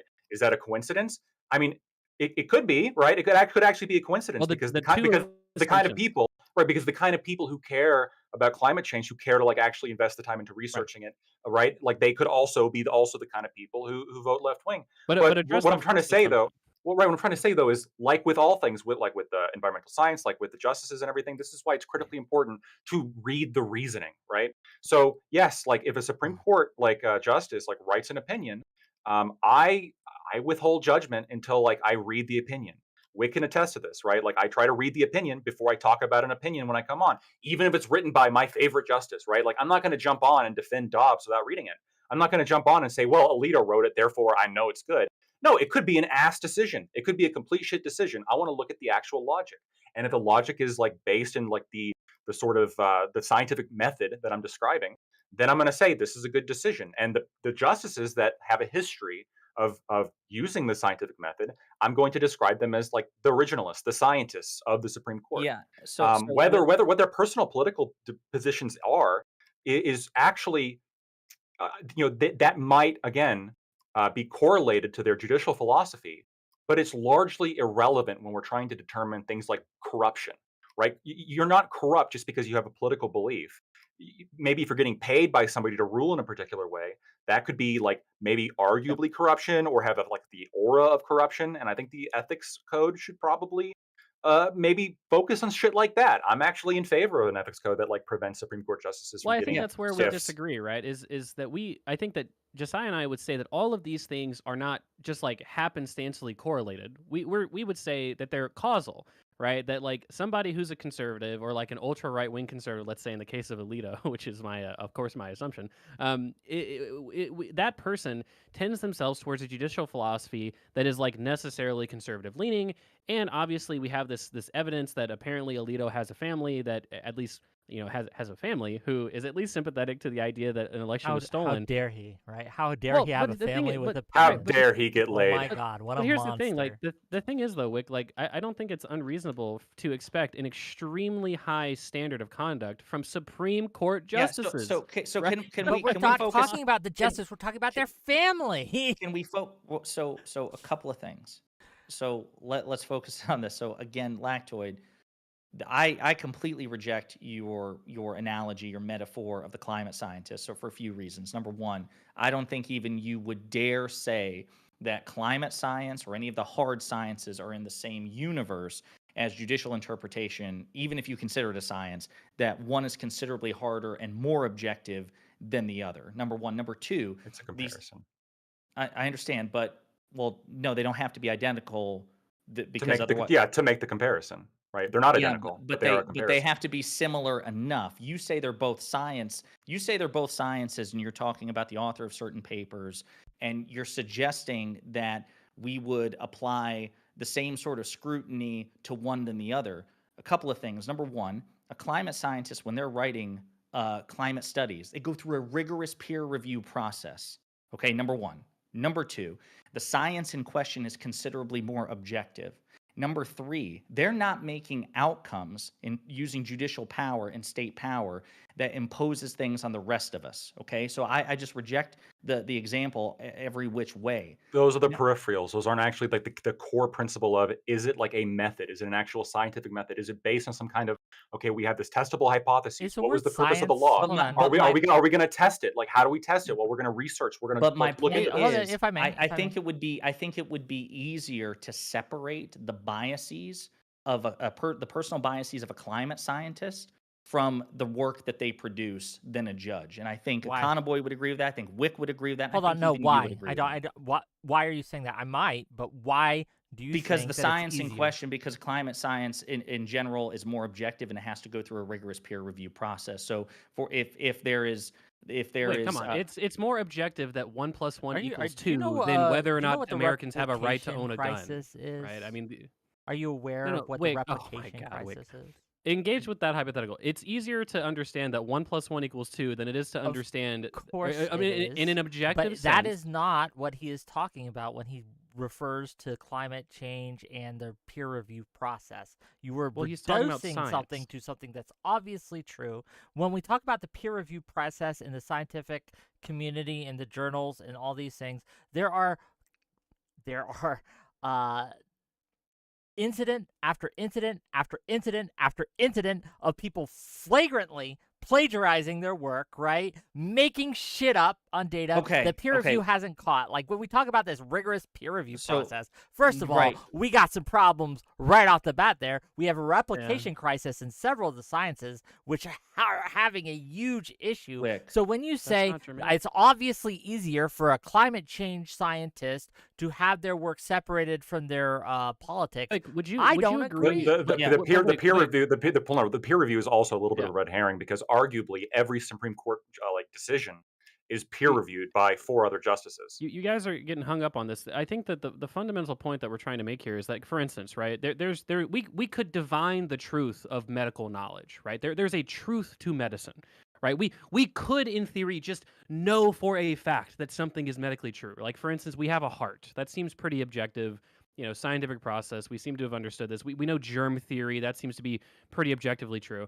Now, you can point to, yes, there's disagreements in the literature. It seems like, one study comes out and says one thing, another study comes out and says another thing. Of course, that happens in science as well. We cannot divine the truth of the matter for how to interpret a law. That is But not we an can get a objective pretty thing. good No, you a can't. pretty good idea. Right. If you establish that originalism is a value or textualism is a Do you value, just not you can. believe in No, the no, no, no. the- Wait, the hold on. review process? There's the something that's being judicial- misstated. There's something so you would have to Yeah. state you wouldn't be stating the originalism as a value because that's just the process. I would agree with you that you would have to start with like maybe like an assumption of I care about what the law was intended to apply to. I Yeah. care about what the law was supposed to Exactly. mean when it was written, and I'm going to argue that if you care about like what the law was intended, right? Like if you don't care about that, then there's really no point in having Congress. There's really no point in having like a republic. There's really no point in having a constitution, right? Because the idea is we pass laws when we have an objective to reach, when we want to get something done. And so then we pass the law. Well, what was the law intended to do? Well, that's the science. That's where the science kicks in. That's where the originalists look back and say, okay, let's try to figure out what this law was intended to do. And the non-originalists are just like, I don't care what it was intended to do. I just want to make it work for me now. If and that's the word not scientific. science, if the word science is what's getting you guys hung up, fair enough. Let's just use the method, the methodology, right? We Yeah, can use it's- another but word. that's the That's point, Mike. fine. But there is a methodology that is repeatable that we can go to and look Yeah. and see how these things. Let me read these super chats and you can respond. I promise. I just need to make a Yeah, little go for money. Okay, please. $5 from Christian Baller to say, just had to come in and say Josiah looks exactly like a younger Sean Chandler, talks about movies. Well, thank you for the $5. I don't know who that I is, don't but know who it I'm is offended because I'm sure he's hideous. Okay, $5 from Artemis Fowl to say, come on, Wick, you're getting hung up on the obvious flaws in my argument. Let me shift to something else. Thank you for the $5, Artemis. Artemis Fowl. Artemis and is with that, you a, can respond. Go ahead, please. Well, I'm just- I- Artemis. I was going to say Artemis is he's willing to pay $5, but not willing to actually talk to me. He's I a bit of a promise you, reply if guy on he's Twitter. been on my show Come before. on in here, He's Artemis. he's popped into chat before, like voice chat. He's like, listen, I love sparring with him. He's crazy, but He's a smart fun guy. I sparring wish he would with him. talk to me more. Very That's smart all guy. I'm saying, just I'm stunned a guy that smart can come to so many wrong conclusions. But but no. So Wick, in all seriousness, though, I do want to like hammer home on this. Do you think that judicial interpretation and climate science are comparably objective? No, I do not. But that Can you does tell not. me why you? That's fine. Can you tell Sure. me why? Because If you I don't- if think you're that not there is satisfied a with my more reasons. thorough process. There are more moving pieces involved when it comes to. There are more checks and balances, if you will, when it comes to the climate change process than there are the judicial review process. However, Can you name some of them? I think peer review was one of them, even though it is flawed, and I agree it is flawed. But also, you have many more actors, right? Many more scientists doing these researches, and it's something that a layman can replicate, right? Or at least that's the intent, whether it actually happens or not. So, Okay. yes, I would trust, right, the objectivity of a scientific research paper more so than I would a judicial review paper. However, that does not mean that I do not trust the judicial review paper at all. I And understand. in fact, I think that by making these comparisons and saying, well, obviously one is more than the other, so we should trust one and not trust the other, that's where I draw the line. Because I think Nobody's that while saying no. one, Well, no. that's what you're implying, is it not?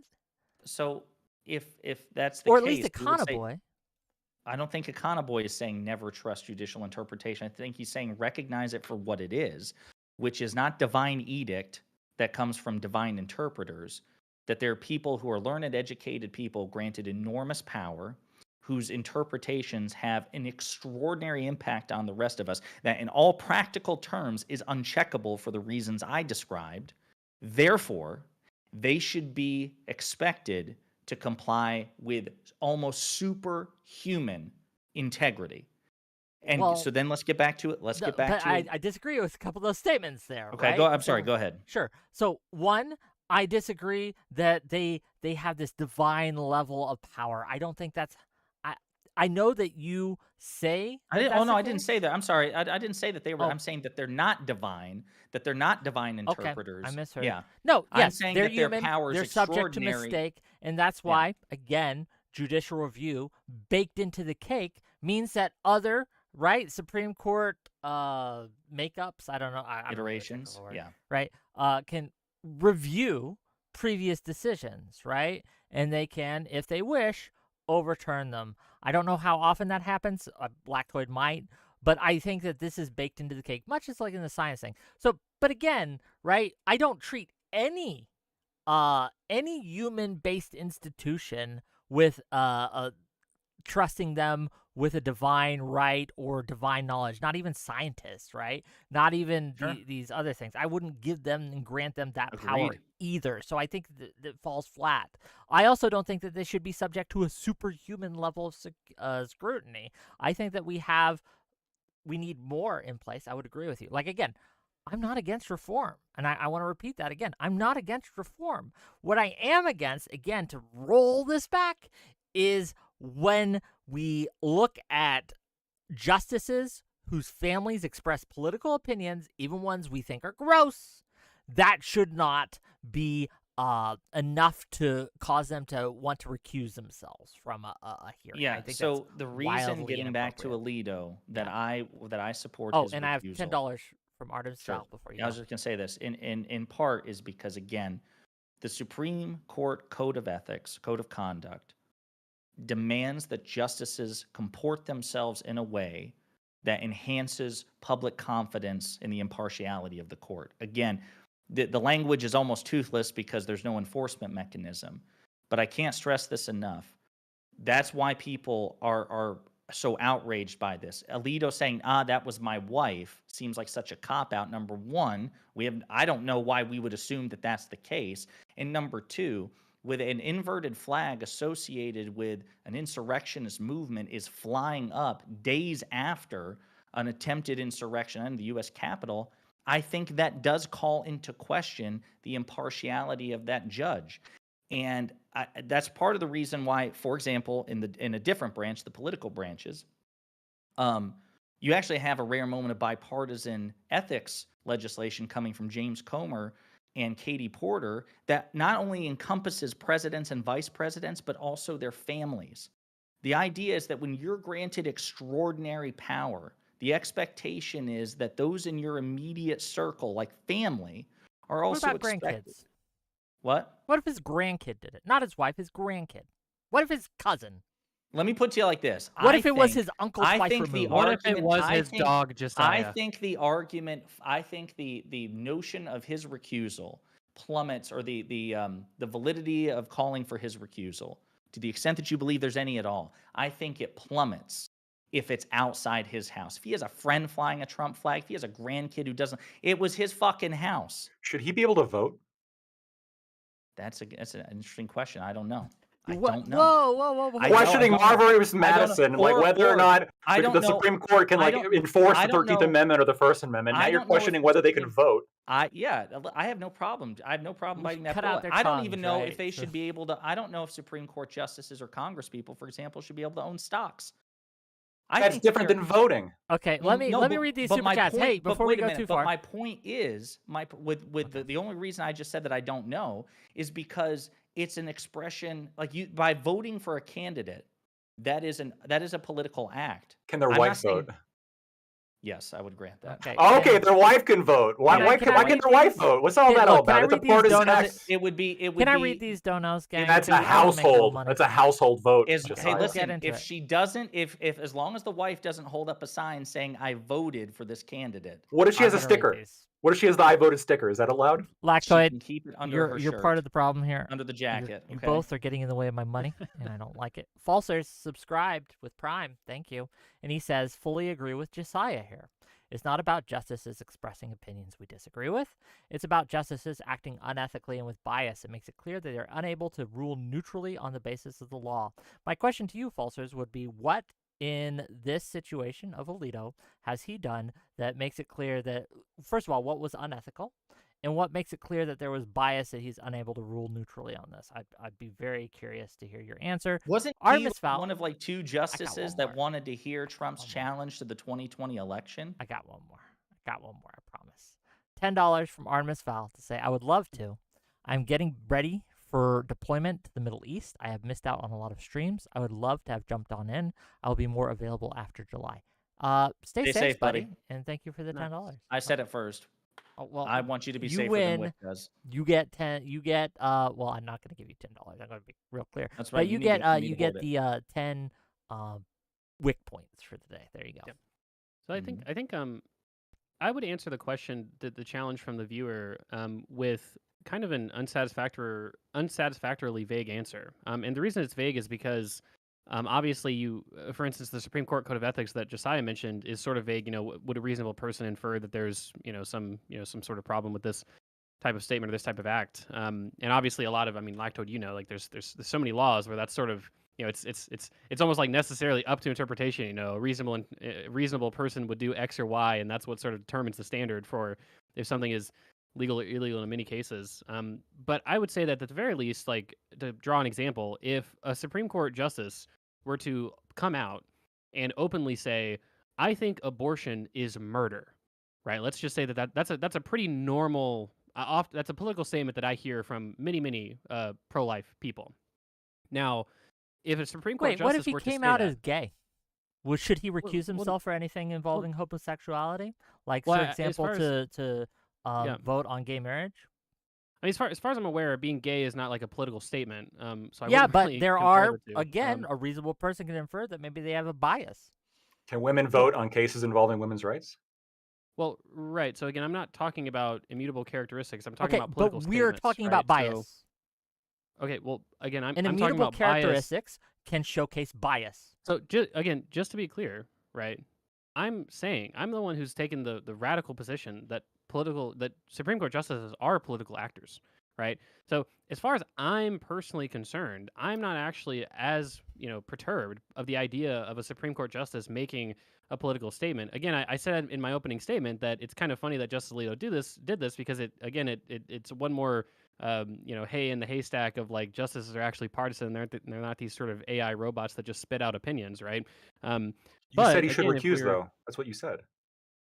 Well, I honestly don't remember. Maybe I did. But I think that generally, to answer the viewer's question, what I would say in this regard is if a justice were to come out and say something like abortion is murder, I think that it's difficult to separate at that point their personal political view from the rulings that they're making as a justice, right?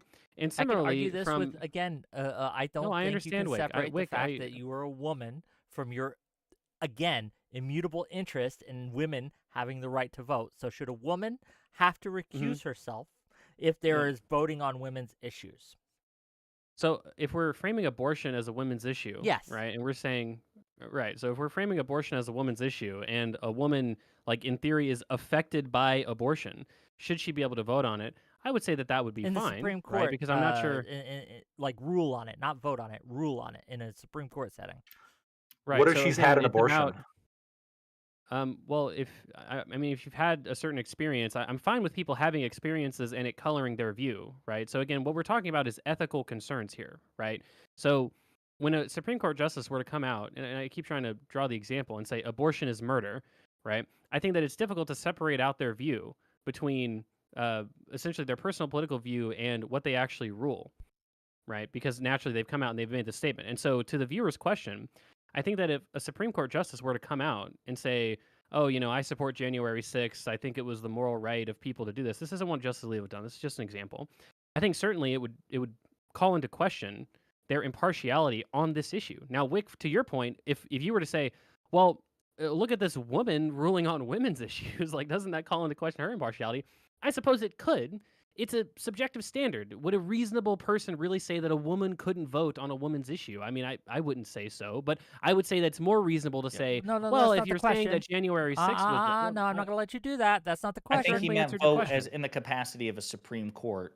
In the capacity of a Supreme Court justice, Well, right? that's the context Would a that we're talking reasonable about, person infer that this justice has a bias that would prohibit I them don't from ruling don't in a think objective way. And I think the don't argument could think very well be made so. in the case of Obviously, homosexuality, in the case of yeah, women's rights, in the yeah. case of black issues, right? A whole host of issues where you Obviously, could argue, and a reasonable person could Okay, infer that the fact that Wick, they hold these statuses Wick, would indicate a possible Wick. bias.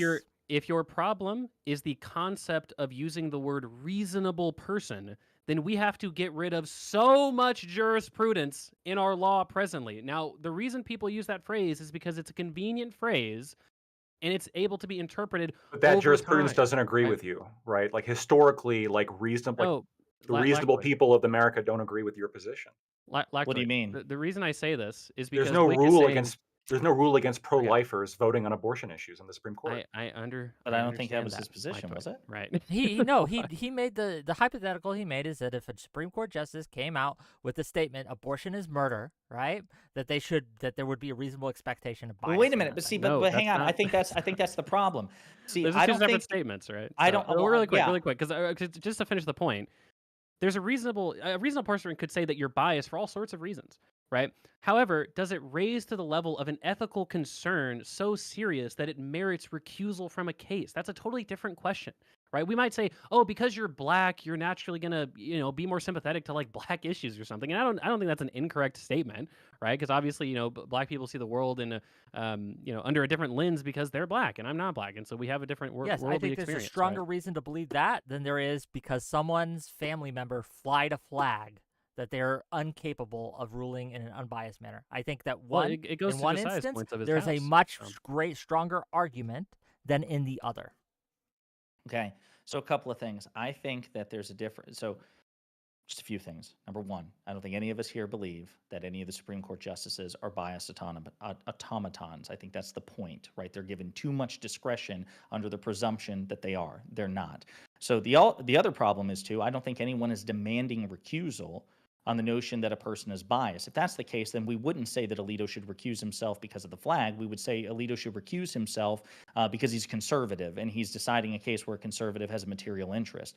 We're talking about instances which pierce the veneer of impartiality. Because again, if you look at much of the Supreme Court Code of Conduct and ethics experts who have weighed in on this, they talk about the veneer of impartiality. No one here thinks it's reasonable to assume that a Supreme Court justice, liberal or conservative, can be unbiased. They're not. It's almost like play acting, so to speak.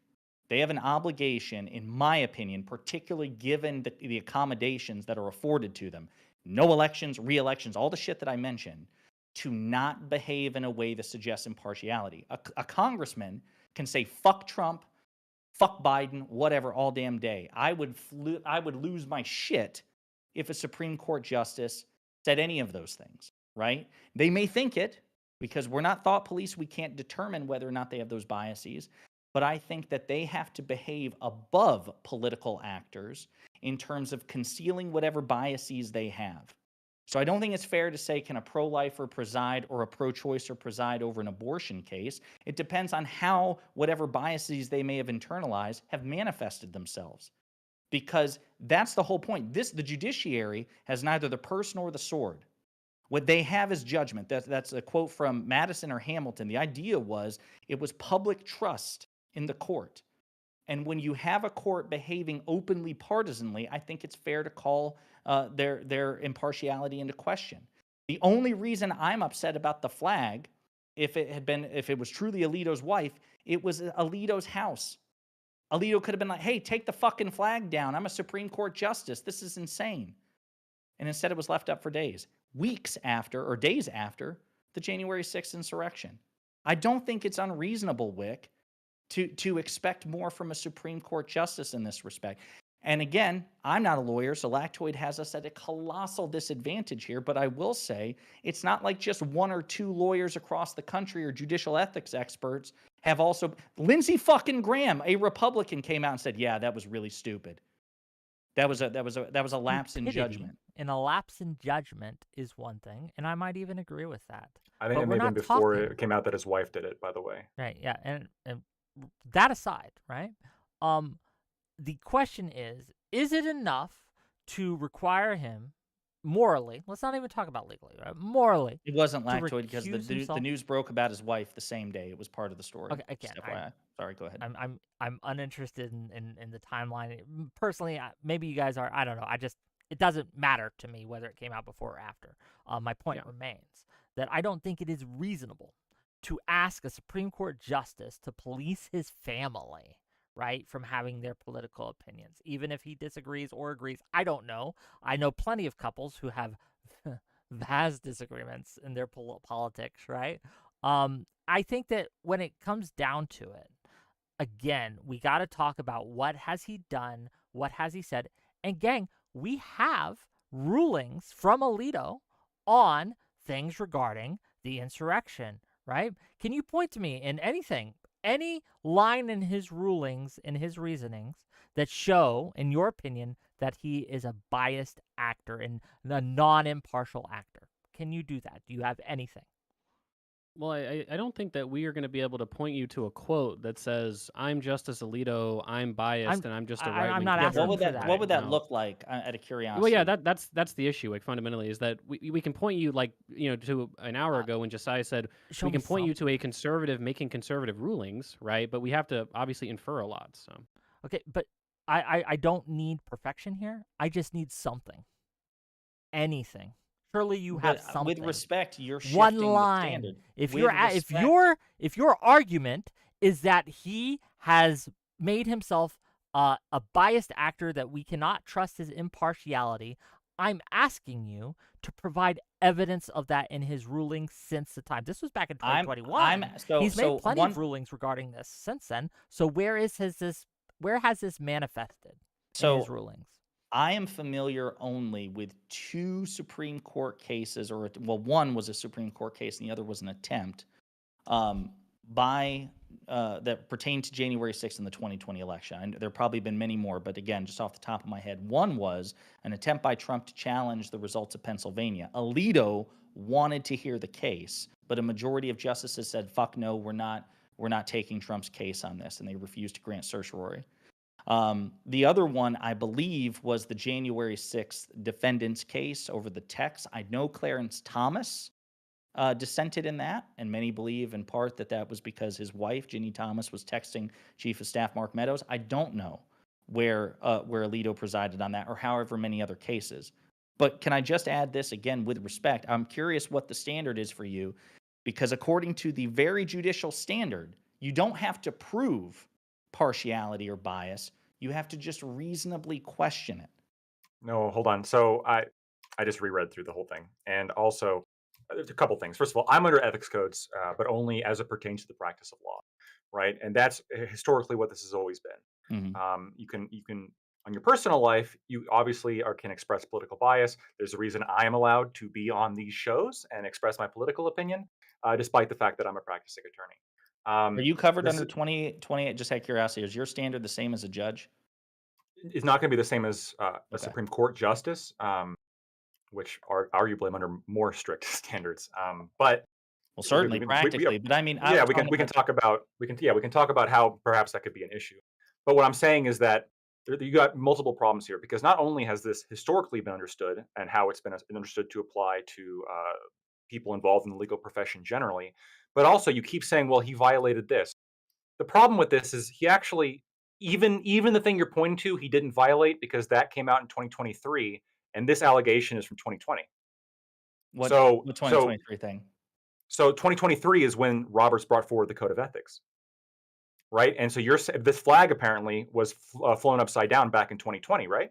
So this was before the ethics. So he didn't 2021, to be clear. It was 2021. You're right. You're right. 2021, right? So still before this code of ethics, this toothless, as you already alluded to, this toothless code of ethics was put forward. So he didn't break shit, and his wife didn't even break shit, because the law wasn't, or that quote unquote law wasn't even around at the time. So I've been referring to two things, perhaps recklessly interchangeably. One was 28 U.S. Code Section 255, referencing, judges should recuse themselves in the case that their impartiality may be reasonably questioned. And then the U.S. Supreme Court Code of Conduct, which was released, yes, in November of 2023, effectively repeats the same thing. So I don't know when 28 U.S. Code 255 was issued. But yeah, the U.S. Code of Conduct was 2023. Both of them, I believe, the standard applies to Supreme Court justices because it makes reference to any judge, justice, or magistrate. Number one. Number two, I want to make sure I understand. What subsection was that again? It's either 28 it's 255 or 455. It's something 55. 28 I U.S. know it's Code. 28 U.S. Code. Yeah. So while you're looking that up, so my understanding is if the event which could reasonably call Alito's impartiality into question happened prior to the ethics code being published, and then he's in a position to preside over cases after. So the offending event, the code was established, and then the presiding of a case. He can preside over the case because the code was published after the offending event? Yeah, because if you're saying here's a code that applies that we don't want you to do this thing, but you had already done it, it would make no sense. It would be like if tomorrow we criminalize, like we raise the speed, Yeah, or we but drop the no. speed limit, and we But found out did that you you? had been speeding beforehand. Yeah, but you're talking about a criminal imposition, not a standard of ethics. If my understanding would be, it'd be like me saying, "Hey, Lactoid, you can't preside this case. You can't make that. You can't do this thing, Judge Lactoid. If you expressed a conservative opinion before, but I actually don't know I don't know what we would compare it to. I'm struggling to understand this here because the bias, the impartiality, wouldn't the question of impartiality persist before and after the code was published? Like it doesn't say the code doesn't say if you do something that causes your impartiality to be questioned, like there's not a statute of limitations, is there? Well, it wouldn't be based on a statute of limitations. It'd be based on the kind of prevailing legal understanding that you can't hold people responsible for like things that are now passed. You Yes, I pass agree. current laws or Criminally. current standards. No, not just criminally, like even like civilly, right? Generally speaking. But civilly Right, but carries a penalty associated with it, yeah. right? We're talking about a recusal. All that Josiah is saying is, like, for instance, like if we take a more extreme example and say, like, if Justice Alito said, I'm a Trump supporter, I'm voting for Trump, and because of that, I think the election is stolen, and I'm going to rule in his favor. Let's just say Alito came out and said that. Just because he comes out and says that before the ethics code was published doesn't mean that there's not an ongoing reasonable concern that his impartiality can be questioned, right? I mean, just because it was a past statement, that sounds like quite an odd way to enforce that type Well, of thing. I don't think that you can look to the standard itself as violating the code. I agree with you though that if he said like, and I'm going to rule this way, that's like I'm going to rule for him. Yeah, no we matter have to what. infer a lot. I agree. Yeah. Okay. Yeah, that one threw me, Lactoid. I hear what you're saying. Certainly, with respect to a law, we can't like retroactively punish somebody for a violation of a law that didn't exist. But the standard of, again, you should recuse yourself in the event that your impartiality may be reasonably questioned. It certainly predates 2023 and 2020. 28, again, U.S. Code subsection. It may be 455. I've been saying 255, but I know. Hang on, let me just check here. I also don't think there's an enforcement mechanism for 455. Well, of course, right. That's part of the problem. So particularly for Supreme Court justices, that's the problem with the situation. There is no enforced, even the one that Roberts dropped, there's no enforcement mechanism. Well, then let me ask you, Josiah, before we get to closings, because we do need to close up shop here soon. If we do pass ethics reform, right, and give it teeth, if it has teeth to it, do we think it should be retroactively enforceable? I'm sorry, I was reading chat. Do I think what would be retroactively enforceable? If we do pass reforms on ethics reforms for the Supreme Court, right? We have a bipartisan thing. We pass these reforms, and these reforms have teeth. Do you think that should be retroactively enforceable? So people who violated the ethics code that didn't exist beforehand, right? Should they face the punishment? Or again, I don't think there'd be retribution. Punishment. It would just be it would be a recusal. But if they referred to, they refused to do it. They're like, well, hey, this wasn't the rule 10 years ago. Why should I be expected to follow? Because this if now? Because if recusal is about questioning biases and we have evidence of biases which predates the establishment of code, I I still think, yeah, of course, it would have to be retroactive. 100% So disagree with this. here's like the issue. 455, again, none of these have teeth, but 455, like we've pointed out, like I think there also is a line problem for you guys where when we say they should disqualify himself in the following circumstances where they have a personal bias or prejudice concerning a party. I'm guessing that's the one sentence. There's a bunch of extra, but that's the sentence that would appear to be most apt to your argument. I thought there was one that said, Um, shall disqualify himself in any proceeding in which his impartiality might be reasonably questioned. Shall. Specifically where he has a personal bias or prejudice concerning a party, because that is like kind of the explanation of subsection A. It looks like the problem with that is like kind of going back to your point. Well, what if they wear an I voted sticker? What if they voted? What if they are religious? What if they happen to belong to a minority group? Can we really trust a black person to rule on something that affects like on cases involving the NAACP? Should Justice Jackson have recused herself when it came to the voting rights cases among like racial lines because she is part of a minority group that may benefit from that voting power, right? There's all sorts of things that we can look into. um, and I think this is part of the problem with maybe putting teeth on here is you guys seem to think that like, well, obviously his wife putting the flag upside down is enough for us to reasonably question. When it comes to Ginsburg, maybe I don't know if you guys have said it explicitly. Maybe you also think that's enough to that she should have recused herself with every case involving Trump. But I think that for me and Wick, we're having a much more, I guess, solid foundation here of like if you have a personal political opinion that we don't think this should be a basis for you to recuse yourself. Like if you believe and you've shown a history of making logical, reasoned out decisions in which you're not referencing or using your own political bias, you're showing your work. Just in the same way, this is why I made the reference to like the environmental scientists, not to necessarily compare the nuances of environmental science and climate change to law, but to say that the same principle should hold, where it's like, yes, you may have your personal biases here, but if the paper's good, right? If the psychology paper is good, if you're referencing stuff that we know, if you're looking back historically and making good arguments, let So, them stand on their own. Let them stand Lactor, on their own let me merit. ask you this then. You I'm can ask curious this again. after you Yeah. ask this, so we're going to get to closing statements. Cool? Could a Supreme Court justice in theory work backwards from an outcome going into a case? They're presiding over a case. You can assume it's a liberal justice. I don't care. A justice is hearing petitioners in front of that they've granted cert to, and for whatever reason, let's just use a comical example. They're like, "Fuck this guy. I like the other guy instead. I'm going to rule in his favor." And could they work backwards and come up with a well-reasoned opinion to justify their decision? Um, it's possible that you could, yeah, it's possible that like in the same way you could have like a left winger who's like, I'm gonna go prove that climate change is real, and then like they're doing the research and it like they actually have good evidence. Yeah, sure, it's possible.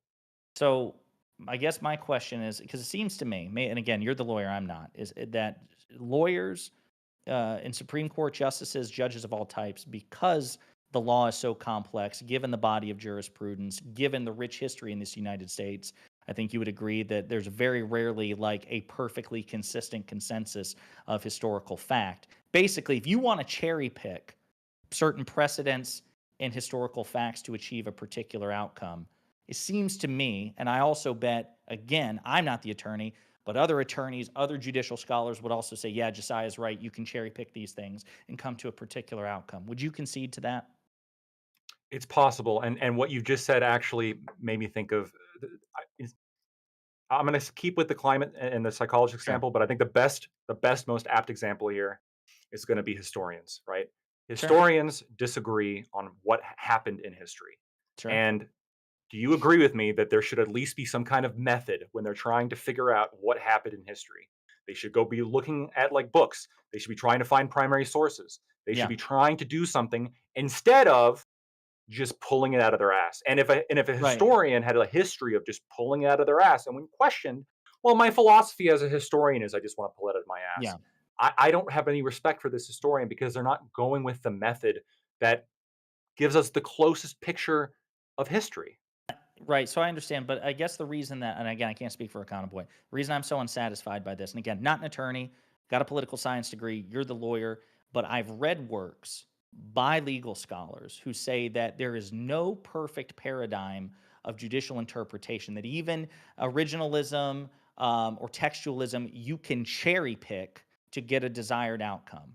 People, and again, I'm not saying this to denigrate you, people who know more about the law than you do have come to this conclusion, which is why I have this conclusion, that when they say there is no infallible objective standard and you can cloak a particular outcome in the veneer of originalism and textualism, there's ample basis to do so. Maybe you would agree, maybe you wouldn't. I wouldn't even disagree with that. I understand that there are people who do this just in the same way that, like, a great example would be the tobacco research centers, right? Where, Right. they were scientists, right? But they were cherry picking specific data to get to a particular outcome.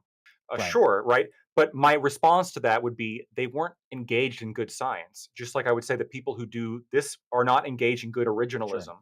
Same logic applies, right? But there's a difference, I think, between at least trying to engage in science, or at least like doing your best, as opposed to just Okay. throwing out the concept of science. Okay, Right. gang. I'm sorry to interrupt this, right? But we do have a hard cutoff at 8, and I want Let's to make do it. sure. Wait, are we not bringing people Oh, on we to? can do some call-ins, but that's why we Oh, got to okay. cut it off at 8, because if we Oh, keep sorry. going and then we do call-ins, we got, like, you know what I mean, right? Like, it's gonna take a bit.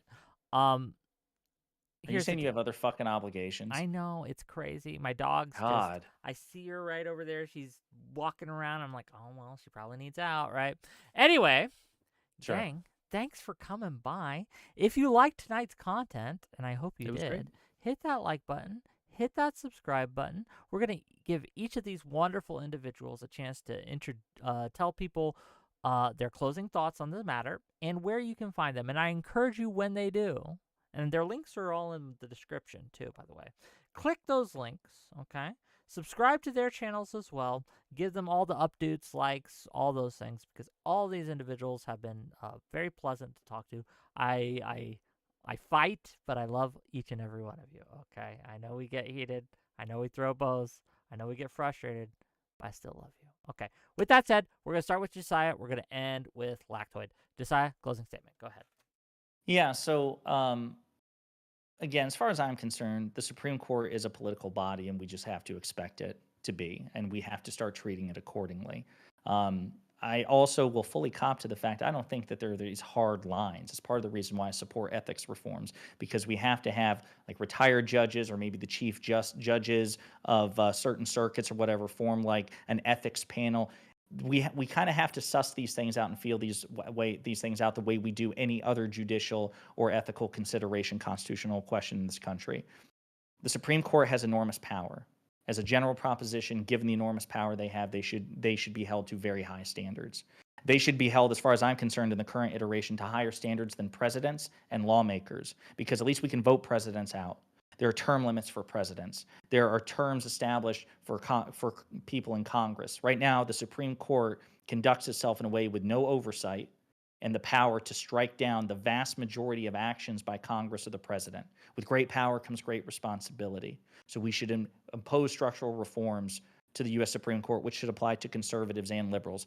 On Alito specifically, all I'll say, the flag was flown at his house. The timetable is suspect. I think he has demonstrated in the past that he is favorable to conservatives and to Republicans. He wanted to hear a Supreme Court challenge to Biden's victory. He was one of the few that wanted to. I don't trust that. And I don't think we should give the judges the benefit of the doubt, conservative or liberal, because, again, they should be held to the highest possible standard, which is why the codes say if their impartiality may reasonably be questioned. That's my view. I'm looking forward to chatting about this more. I love 3 of you, or 2 of you, not 3 of you. I'll leave it to people to guess which one I hate the most. It's obviously Wick, because I love Lactoid, because Lactoid's a Biden voter, much like me. You can find me at youtube.com/@ponderingpolitics. Check him out, gang. Man, he's doing some great work. He's a great guy. Give him some love. I'll go next, and we'll go with Econo Boy, and then we'll go to Lactoid to finish us off. So when it comes to reform, I'm all for reform. Devil's in the details, of course. I don't support all reforms, but I think reasonable reforms, bipartisan reforms, are something that I support and I would like to see happen. But we can't separate these accusations out from the context, right? And I don't think there's precedent for this kind of recusal. We have incidents in the past, most recently that I'm aware of, Ruth Bader Ginsburg making very political comments on the cases which she sat in on regarding Trump's tax returns, right? And I think that it would not have been reasonable to ask her to recuse herself simply because she had an opinion. Just like simply because his wife has an opinion doesn't mean we should ask Justice Alito to recuse himself in that matter. There's no precedent for it. If we want to make that the precedent in the future, I don't agree with it, but we can have that discussion. But as of now, I don't think that that meets that test. The idea of a reasonable person finding biases, right? You have to have a better standard than just suspicion. You have to have solid evidence that a reasonable person would, again, believe these things. And I don't think that the evidence presented in the case of Alito has been convincing to me on this panel. Gang, I encourage you, if you want to see reforms, if you want to see more Democrats in Congress and in legislature, which I do, vote in November. Vote blue. Vote up and down the ticket. Vote for Biden. That's how we're going to get these things done. Not by fiat, not by leveraging these arcane rules, not by partisan hackery, but by simply voting. And that is the most powerful tool we have. Gang, thank you for being here. If you like what this is my channel. Like and subscribe. All that shit, okay? Econoboy, go ahead. Yeah, sure. Thanks, Wick. Obviously, it's always fun. It's always fun sparring with people of a different political view, of course. I was making my way through the last Wick panel of Does Debate Matter? And certainly I think debate matters, and I think at the very least it's fun to participate in. So it's always good to be invited. In terms of the question of the debate, so I kind of establish a fundamental foundation. I think that Lactoid, and I think that oftentimes conservatives are very unable to contend with this general sort of framework that I have, which is that legal interpretation is not like history, right? It's not a science, right? It's any legal method that you use is subjective in nature, and we have to have values-based reasons to enforce any particular method, right? So like Lactoid says, I'm an originalist, or at the very least, like I think originalism should be a requirement for a framework for justices to interpret the Constitution. There's values-based reasons for why he would say that, right? And I think there's values-based reasons for why I would say that's probably not always the best way to interpret law. And given this, there's kind of two worlds that we can live in, right? The one, the more openly partisan sort of values-based justice world, or the two, the world that we semi-live in, which is the world of pretend, where we kind of make up legal philosophies that are objective, quote unquote, which of course no such thing exists. Now, does this mean that I think that justices should just rule based on their personal political beliefs? Well, no, of course not, right? I mean, that's not what I'm saying. I'm just saying that we can establish scopes of the court, ethics requirements that they're bounded to. And of course, I think that generally speaking, you should have a sound legal framework for, why you believe in a certain thing. Typically speaking, for liberal justices, that's going to be some combination of like textual understanding, framers' intent, originalism, to come to some reasonable legal framework that's applicable. And of course, I think that there's a broad acceptance of a utilitarian standard with a lot of, with a lot of liberal justices. And I think that that's probably fine as well. Of course, we can debate about what standard makes sense, but I don't know. I think that where we differ fundamentally is this idea that the Supreme Court could basically just rule anything, and as long as they have in theory an original, interpretive reason for ruling it, that just makes it okay, or at the very least, there's nothing to do in that regard other than just pass a constitutional amendment. I think that there's probably more catastrophic rulings that the court can do that I would say there's a serious problem ideologically with the Supreme Court. And the last thing that I'll say is that every single reform that I recommend leads to a more thoughtful analysis of justices because an independent screening process ensures basically more qualified judges and more qualified justices. I would say that democratic reforms lead to people feeling like they're more represented and feeling like they have generally speaking, more confidence in their institutions. If you feel like my reforms turn a country into an authoritarian hellscape, I don't know. I look at Canada, I look at the UK, I look at the Nordic countries, I look at broader Western Europe. Seems like they're doing just fine, right? So I wouldn't really call any of those countries authoritarian at the very least. And so that's pretty much my view. I think the Supreme Court needs a bunch of reforms. I don't think it's authoritarian. And on the Alito question, yeah, I mean, I think it obviously calls into question his like quote unquote objective judgment or like his nonpartisan judgment when he's got a flag representing essentially January 6th and like this sort of anti-America stop the steal movement on his house. I don't know. I feel like that's a reasonable thing to say. So, Where can people find you? oh yeah, Boy on YouTube, and I don't really talk a lot of judicial philosophy on Three Wonks, more empirical judgments, I guess. But if you're interested in policy, more scientific policy discussions, let's say, you can always go to Three Wonks on YouTube and check us out there. So. Check them out, gang. Thank you for being here. Really appreciate the discussion. I go hard on you because I love you, okay? All right? It's all in good fun. Last, but certainly not least, Black Toy TV. Go ahead. All right, so a couple things. Firstly, I just want to really emphasize here the importance of Marbury versus Madison. There was somebody on the panel before who wasn't quite sure about the importance of that. I just really want to emphasize here that case really exemplified the power of the court that was written in the Constitution.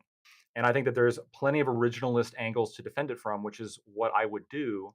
But I want to point out, because our friends over here really care about the outcomes, that without Marbury versus Madison, the Supreme Court would be unable to strike down laws against slavery, or so they'd be able to strike down laws in favor of slavery, because the 13th Amendment, well, the Supreme Court can't strike down federal statutes then, because lack of judicial review, they wouldn't be able to do anything. It essentially doesn't just make the Supreme Court a lesser branch, it makes it no real branch. It makes it a toothless branch. It makes it a rubber stamp. It makes it completely unable to do anything in the American context. Marbury versus Madison was correctly decided, and that's something that all credible legal scholars are going to get behind me on. The court is not a intrinsically partisan body, and this is, part of the evidence of this is justices on the same side often disagree. But it also has to do with the very nature of what the body is supposed to do, right? The goal of the Supreme Court is to avoid partisanship. That's part of the reason why Supreme Court members don't have term limits that are based on popularity. They shouldn't be making decisions based on what the popular will is. The concept is same as tenure, right? We don't want a professor publishing research that just happens to become unpopular. If it's the right kind of research, if it's principled research, if it's an attempt at actual framework, and then get removed just because of the politicians in the area don't like what they're doing. That's the reason why we have tenure, and that's the reason why we should be protecting Supreme Court justices from partisanship. Originalism is the only real scientific method when it comes to judicial review. If you accept that laws mean anything, a law in of itself is a directive. If you believe that directives are important, then you must accept originalism. Rule of law requires originalism. Without any originalism, we would not have rule of law. Think about it. Let's remove originalism tomorrow. Now, what does the Supreme Court base any of their decisions on? Just what they feel at the time. Complete anarchy. There's no framework to it, no structure to it. It's based on partisan outcomes. The Alito complaints specifically are an example of what I think is blatant partisanship and an attack on the legitimacy of the court because of partisan interests. Our opposition, I believe, during this discussion was, as much as I like them, was being unreasonable on this. I think his wife should obviously be able to have and express opinions, whether that be through flying a flag, wearing a button, voting. We shouldn't be going after people because of what they do on their own time, because of the opinions that they happen to hold. That's absent from their judicial philosophy. Finally, and this is the last point I'm going to end on, it was brought up earlier in this discussion that look how unpopular the Supreme Court is, right? It was rapidly losing popularity. It's losing legitimacy, and this is why we have to change it. This is why we have to reform it, potentially remove the members. Well, I just want to point out that right now the Supreme Court has an approval rating of 41%, which is higher than Biden's 38%. So if we're going entirely off approval rating, then if you want to say at 41% we should remove and change the Supreme Court, maybe it's time to change the president too. Where can people find you? Find me at Lactoid TV on Twitch, Twitter, and YouTube.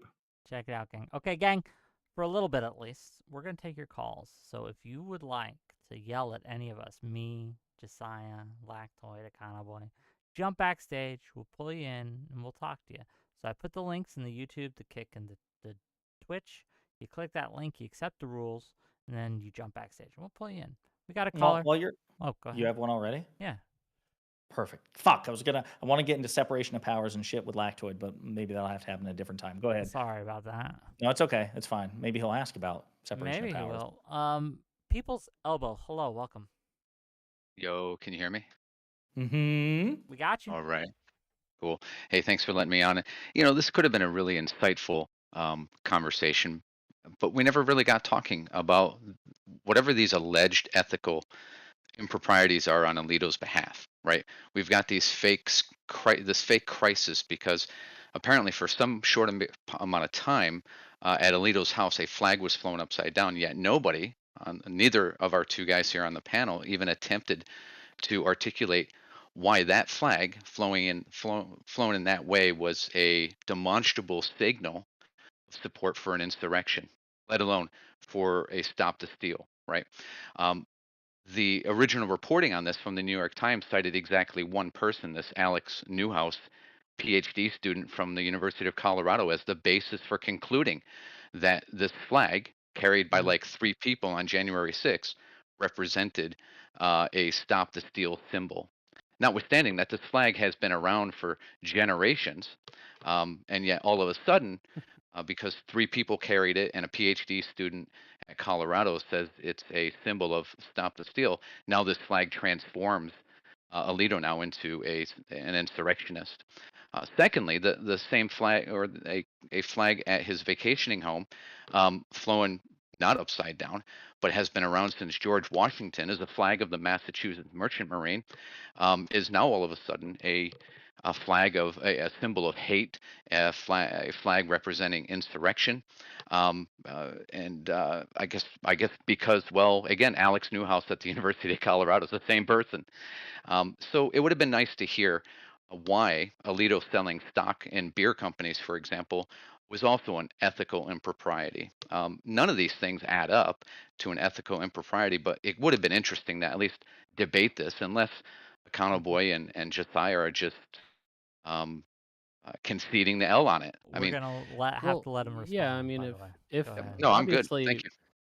yeah, so obviously, if the argument, generally speaking, is going to be, well, the standard of evidence must be clear and presently obvious that a person is politically biased in a way that informs their rulings, then it's very difficult for any standard, for any like actual evidence to reach that standard. Now, at the same time, I think that historically, if we understand, well, upside down flags are typically, and we can quibble with this, for God's sakes, if we argue against this, then I'm just going to assume bad faith.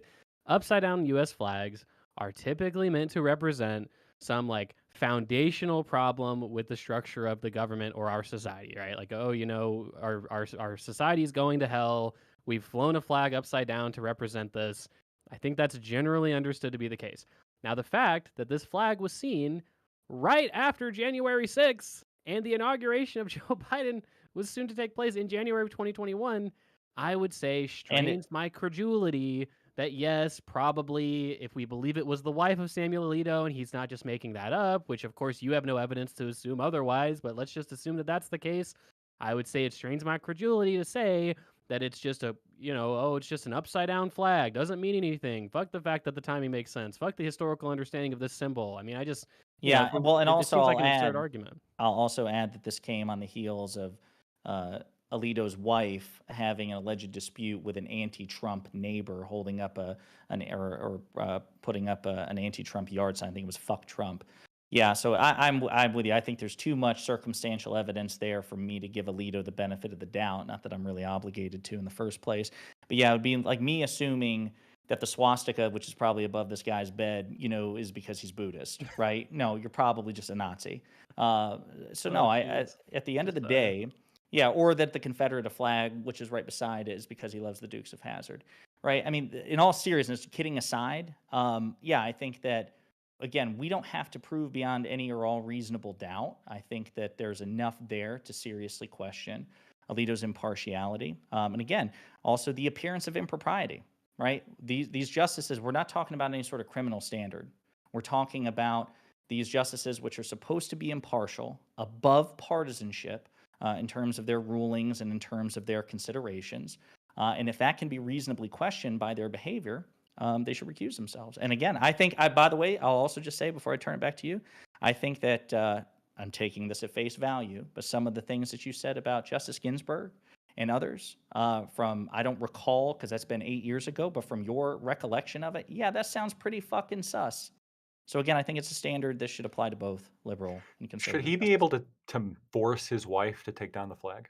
He should have taken down the flag, yeah, himself. What if his wife said no? I'm going to put it back up, and you're gone for most of the day, so you can't stop me. Well, does she have the right to force the flag upon him? This is the thing that goes both ways. This is ridiculous. Yeah, I don't No, think it's, he should no. be able to It's beat their his house. wife. No, listen. Wait, hold on. It's their house, so she has the right to put up whatever flag she wants, right? And he has the right to take it down, right? Sure, he has the right to take it down. There you but, go. like, You answered your fucking question. Wait, hold on. But then Blackwood, she I could, tell you what. oh no, she can put it right back up again, can't she? Hey, asshole, you listen here. If She can put it right wait a back up. minute. If Alito said, listen, I recognize that would look pretty fucking sus, so I asked her to take it down. She said no, and I didn't want to have the fight, or I took it down, she put it back up. That would at least be something, a recognition of a sitting Supreme Court justice in his 70s that flying an inverted flag. He has to say that he doesn't want to fight with his wife about it. Hey, just real quick from all That'd of be you, nice. because I'm not sure the answer to this. Sure. In his response, did he know about the flag being flown at the time? Yes, I think. I don't know. I can't remember. I mean, to me, Yes, it's not I about. think we don't know. To me, Yeah, let me it's not find out. about whether or not. Because if he knew, didn't again, know, it's- then how could he Oh ask yeah, her to well take wait it a minute. down? Hold on. It's Wait the a minute. appearance of impropriety, right? It's whether or not you can Okay, question. but this appearance of impropriety applies to, as I said, someone who comes out as homosexual, ruling I on don't think gay it's marriage. improper to come out as gay, though. Like, Okay, these are this two is different the things. actual here. The statement said he had no involvement whatsoever in flying of the flag. He said this was briefly, which maybe he did take it down, placed by Mrs. Alito in response to the neighbor's use of objectionable and personally insulting language on yard signs. And then he told Right, me let's not No wait, involvement whatsoever is what he What- said. Right, and no let's one- not no, forget that their neighbors, Yeah. acknowledged that this dispute was going on between Alito's wife and the neighbors. So while we can get suspect and skeptical of the timing, so-called timing, what we can't be suspect about is that the actual neighbors, right, articulated the same rationale reasoning that the Alitos have, right? So there was a dispute. There was objectionable language on yard signs. Alito's wife took what she felt was a comparable stance. Now, again, it's not our practice, and it ought not to be, that we do not impugn the impartiality of judges because their spouses have specific political views. We don't do that.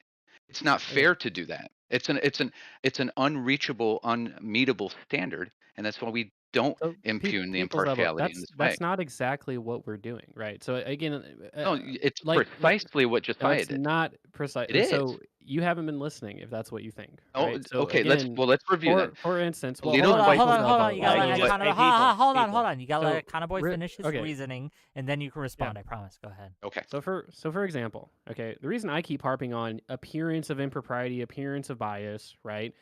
Let's use another example, right? Typically speaking, and Lactoid, obviously you can disagree. I mean, it'd be shocking if you did, but let's just say that I'm a prosecutor for a local, district, right? I'm a district attorney and I'm a prosecutor working at the district attorney's office. Let's say that my brother committed a murder or allegedly committed a murder, and he's being charged with murder. Now, it could be the case. It could be the case that I am just so ethically pure, I could objectively prosecute my own brother with just as much rigor as I could anyone else. Okay, it could be the case. You could hook me up to a lie detector, and I could prove, well, as much as a lie detector can prove anything, that is the case, right? But we would say that the appearance of impropriety is enough to say you should not be involved in that case. I think anybody would agree with that. Now, there's obviously a debate about whether or not having an upside-down flag, and I agree, it's fairly subjective. We have to infer some things. We have to understand what's more reasonable or not reasonable. I'm open to the debate. But the idea that it's just like perfectly reasonable for a Supreme Court justice to hang an upside-down flag in response to a neighbor's fuck Trump sign. His and wife, that not has, him. The wife. Okay, again, you're assuming that that's true. You have no evidence to back Okay, it up. That's no, what hold he on. said. Hold on. What Well, The they yeah, did. evidence we we should just take have his word is that for he it. said this. Do you have evidence otherwise to call No, that but into question? Wick, my whole News point. reporting says this. Wick, my whole point is that it does not even necessarily matter if it was his wife or him. Now, what I'm pointing out is that you guys are all, we gotta have evidence. There's no evidence his wife or him didn't do it. That's my whole point. Yes, I It believe just we need appears evidence before we. it Yes, is we're the no. evidence team over here. Yeah. Okay, let's say Alito said that somebody just came onto his lawn and just like hung the flag against his. We didn't know it was hung. Just some random bystander hung a flag. We can say anything to excuse something happening on the property of someone else, Sure. right? Now we don't have a camera. We don't know who hung it. We don't know who took it down. My point is that the We appearance have of corroboration, impropriety. though. The appearances of impropriety is something worth taking very seriously. And so the idea that I'm saying fundamentally is, does it call into question his impropriety? Yeah, I think it does. I think it's reasonable to make that statement, right? I don't think it's reasonable I, to take his word for it, because we wouldn't take the word of a prosecutor who says I could prosecute my own brother. No, wouldn't take his word for it. we would take the word of a prosecutor if, when it comes to, like, again, political issues and whether they affect his job. So when it comes to a DA who personally believes that marijuana should be legal, but he decides to, prosecute someone who's selling weed, like, we're not going to say, well, you can't sell weed because, or you can't prosecute someone who sells weed because you personally might want, like, the No, legalization that of weed. prosecutor Well, wouldn't take the case. No, that's I not mean, true. Prosecutors are assigned cases by the DA. They have to prosecutors take whatever. refuse to prosecute marijuana all the time. That's what happens in so many No, local no, they're areas. not prosecutors. That can come down to the direction of the DA, who's elected, by the way, usually. hey, can And so I? the DA is going to direct the prosecutors on what sort of policy. If a Well, DA but tells a Lactoid, Wait a prosecutor, minute. hold on, no, I'm wait, gonna no, interrupt. no, factually, Wait, because stop saying wait. I'm in the middle. This is Can you important. clarify? Oh, well, can I clarify the difference? Okay, a prosecutor works for the DA. Okay, district No, attorney. no. I'm sorry. I'm going to ask you to clarify between a judge and a prosecutor in terms of the ethics standards. No. for you. Econo Boy brought up the Yeah. prosecutor example. I'm simply addressing that, right? So what I'm saying is, in his example, it would not be. It's not the same thing here as like his brother, right? It would be much more comparable to say that actually the most comparable thing would be like a prosecutor's wife is in favor of legalizing marijuana. So can he prosecute weed dealers? So I would Obviously, assume, yes. I don't I would know. So assume that if, well, really quick, I would assume that if you were able to, because there would have to be some sort of investigation, right? All we have is like, reasonably so, could we question these things? Obviously, I would say that we've established that at the very least. Like, at least I would say it's worth questioning. However, I would say that if we were to go through this chain of investigation and prove that a prosecutor has these, views on marijuana legalization and this and that, but they were assigned cases by like an anti-marijuana district attorney, and then we were able to show, oh, like this person was torpedoing the prosecution of these people because of their political beliefs, I think typically we would say that that's if you Yes. could show so that. so hold on. You know? Show us. If you could show show us that. in Alito's reasonings that he has made. Show us where he has done that, Thank and I you, will Wick. take you seriously. Okay, so as I've said before, all that You I'm can't saying show it. is no, Lactoid. I feel like you guys are being completely fucking idiotic on purpose. Like, I'm not saying that Alito is perfectly, absolutely the case, a completely biased, partisan piece of shit. Again, what you guys have refused to engage with this entire discussion is the idea that the appearance of corruption is something that is bad in and of itself, whether or not there's actually corruption taking place. But That is my whole That's a overall self-evident. reasonable appearance. The reasonable thing is a word you keep leaving out, because I can Yeah. believe someone is corrupt with no evidence because the voices told me. That would not be reasonable. What we are saying is we that it is disagree not on whether it's reasonable. And again, you have yet to convince us that well, someone's I'm not spouse sure I'm able to do that. Yeah, no, waving I don't raising a flag. Like, look, if you have evidence, right? If you showed us something, some statement he has made, some ruling he has made, which would corroborate your narrative that you're painting, that he has this appearance of corruption, that we can't trust him to rule fairly in these cases, I'm open to it. I'm asking for it. But as of now, you have yet to provide it.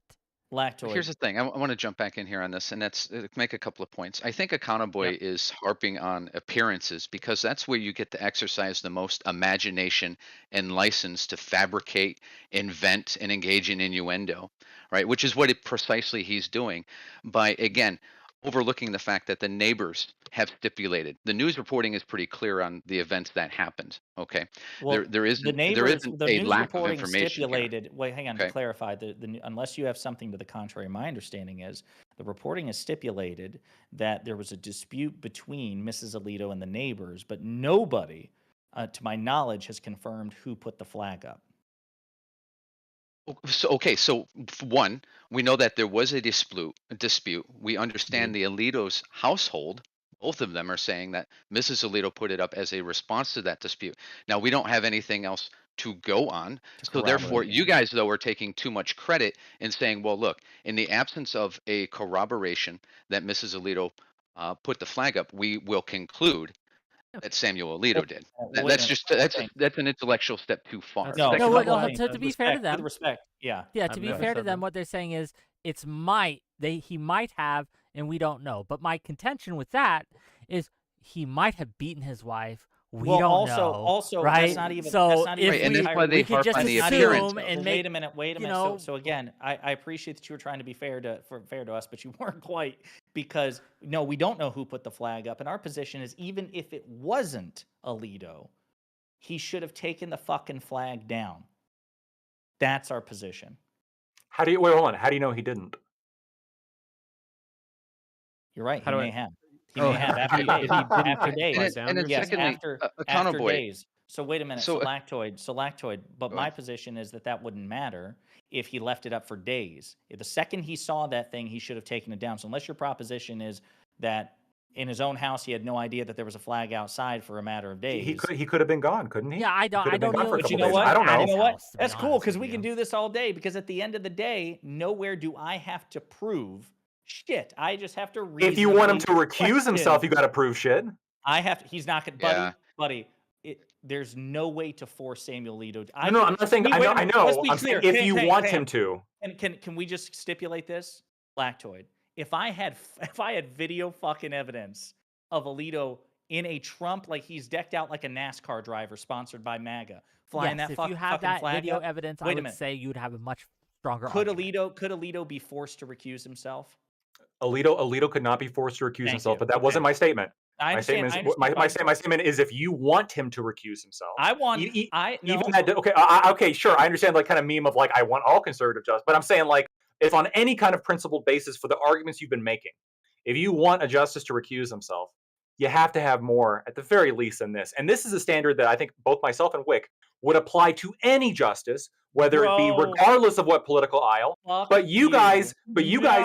Again, yeah, I've stated repeatedly- I'll prove it right now. Right, Wick said that he wants Ginsburg. He did not think that Ginsburg should have had to recuse herself. Absolutely I not. That I would don't be even think that. ridiculous. I don't even think so. So me and Wick are actually being very consistent on this. Let me ask Why you: would you- should Ginsburg have recused herself He for did all say of her yes. cases? He did on say Trump? yes. He Okay, did say Econoboy, yes. what about you? Yeah, I would take a slightly more nuanced opinion. I would say that when it comes to Ginsburg, because I know that there are specific circumstances where the Supreme Court can actually directly hear criminal cases. For instance, if the Supreme Court were to take over a criminal trial of Donald Trump, and you've got a history of a liberal justice making statements against personally that defendant in this case, well, obviously anybody who does that should recuse themselves. The issue I think that I'm having with the appearance of corruption with Alito, and I've made this clear throughout the debate, is that it has to do with a contemporary topical political issue, right? And I think that there's a difference between like Ginsburg, for instance, ruling on, the Trump administration's immigration Hold on. policy is illegal for this, and one more sentence, is illegal for this and that reason. Oh, well, this person has a history of personally disliking Donald Trump. I think that there's a lot of degrees of separation there. I think it's a little bit but different. in the Ginsburg case, right, we have evidence that she had made statements regarding how she thought it was crazy. I forget the exact wording. We can look it up, right? But that it was just totally improper that he hadn't yet released his tax returns. And then, contemporaneously, she ruled on a case involving his tax returns. If she said publicly, well, it's not an own, because I'm not familiar with this, but if she said publicly that she thinks personally it should be the Your case that ignorance will Donald not Trump save should you release on his this. But go on. Well, I'm not relying on it saving me, because I'm going to take a principled position and say that if Ginsburg had publicly said, I believe it should be the case before hearing the evidence of the court case that Donald Trump should release his taxes, well, yeah, she should have recused herself from that case. That doesn't sound proper to me. I just disagree. I just disagree on a principled level. I think that Okay, again, well, don't say that I'm not justices- principled, then it's ridiculous. Yeah. I think that justices should have the ability to have personal opinions. But what they should do is set those aside when making rulings. And I believe, because I can do it, I think everyone can do it, right? That we can set aside our personal biases and make an objective ruling based on the facts presented to us. We ask jurors to do this. We ask people to do this all the time, right? I don't think that it is But do you know what goes through the process, like voir dire and the rigorous process of jury selection? We don't just pick like 5 fucking or 9, 12 people. What do you think the process is for selecting a Supreme Court fucking justice? Do you think it's The more Heritage rigorous or less Foundation rigorous comes up than with a list. juror? The Heritage Foundation comes up with It's a not list. the Heritage Foundation. It's the Federalist Federalist Society. Society. Fuck, sorry. The Federalist And the Democrats Society. spend their time asking nominees to Buddy. explicitly state their views on specific, not just issues, but cases. So yes, we understand what the nominations process looks like. There is a partisan process, of course, for both sides when it comes to selecting judges and justices. There's no question about it. So nominations with is a regards to the political comparison process. to a jury, Yes, if we're talking 100%. about juries, I think it's, if I'm not mistaken, and Lactoid, you're the lawyer here, so please correct us if we're wrong. I believe it's pretty ordinary for a jury selection process. For instance, if it were to include like the Donald Trump trials, I think it's pretty ordinary to ask people who are on a jury selection panel their political opinions, and for prosecutors or I don't know what the phraseology would be, prosecutors and the defendant's attorneys, I guess, to strike potential jurors based on their expressed political opinions, right? So I mean, that doesn't seem like an unusual process. The questions, and the also, questions hang on, usually... can I just throw this one thing into? Aren't there also, Lactoid, you can answer this too? And we do have another also caller, consequences for jurors who commit perjury, like during the selection process? Like if you were to say, perjury, if they're under oath? Yeah, like if somebody gets asked like voir dire and stuff like that. How do you feel about marijuana legalization? And you say, I actually, I don't feel strongly about it, but then it's proven that you actually do feel strongly about it based on your social media posts. You could be in trouble for perjury in that circumstance. Right? Potentially. How do you feel about something is particularly difficult because opinions can change, right? Would you concede? Oh, I did feel bad about it. I was against marijuana legalization, but at the time of the question that you asked me, I actually very much was in favor of marijuana legalization. Fair enough. That's why. Would you at least concede in good faith that there are more rigorous checks in jury selection than in a Supreme Court? Like there's, as we talked about, there's no remedy. There's not necessarily, right? So a lot of the questions that are asked are things like, do you have these beliefs that you can't set aside, or like that you would not be able to ignore when coming to this decision, or coming to a decision, or that you wouldn't be able to, like, et cetera, et cetera. That's usually how the question is asked. And the reason being is, like, everybody has an opinion about everything, right? And the question is not about, we got to find a human being that for some reason doesn't have opinions. I mean, you guys are the ones that whole time have been saying that human beings are not automatons, which we agree with, right? You're never going to find somebody who doesn't have opinions. The question is just like, are you able to set aside your opinions when it comes to ruling? So yes, you can have jurors who are personally in favor of weed legalization, who are on a jury prosecuting a drug dealer, a weed dealer. And at the end, like the jury instructions almost always state, this is not about your personal opinion. This is not about your thoughts on greater society. This is just about the evidence you have heard in this case. I'm just going to say where I think this falls apart is, again, there's a voir dire process. Both sides can challenge juries or potential jurors. The jurors themselves are not asked one question. They are usually asked multiple questions in the process. There is another check in the form of the judge, which issues instructions, and there has to be the unanimity of a verdict, right? So all of these things, I would just argue as a general proposition, create much greater checks against biases than what's available for a Supreme Court justice, and I think you would agree with that too. Okay, I'm going to cycle. One last thought to leave with here is quickly. Real quick. Yeah, is that, look, Accountable Boy made a point about the flying the American flag upside down. I don't think in any part of our history that flying the American flag upside down has been viewed as a symbol of support for insurrection, overthrowing the government, otherwise.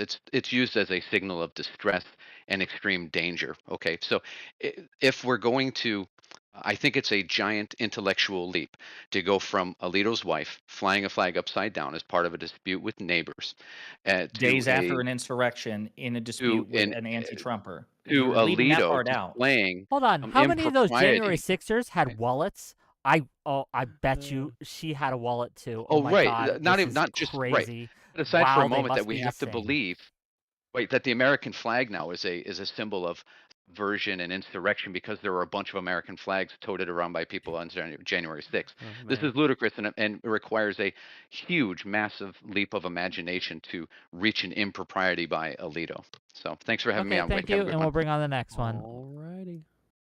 Good Okay. talking. What about the Good wallet, talking. Wick? While you're bringing on the next one, Can you Again, just clarify that? because you have groups that fly January a symbol 6ers drank doesn't water. mean, right, that everyone who flies that symbol necessarily has those same beliefs. For example, if a KKK member held a sign up about climate change, right? Like, we need to fix climate change now. We need to solve climate change now. Would that suddenly mean that everyone else who's ever Well, flown we- a symbol If regarding the climate person- change was a Yeah. KKK member? You know what? Absolutely If there was a high profile event of, I mean, I don't think that's an example because we're talking Okay, about I'm just gonna inverted let you flag. know- Wait a minute. So you're not talking about the American flag. You're not talking about something nearly as ubiquitous. You're talking about an inverted flag, which is a sign of distress. So that's point one. Point two, days after the insurrection in which the inverted flag was carried. Number three, the person in question was in a dispute with another person, and what pissed her off to fly that flag was the guy said "fuck Trump" on a yard sign. Come 3 on, man. months ago? That's beyond just a 3 little. months ago, I'm a pretty politically involved person, and maybe this is a knock against me because I'm ignorant, but 3 months ago,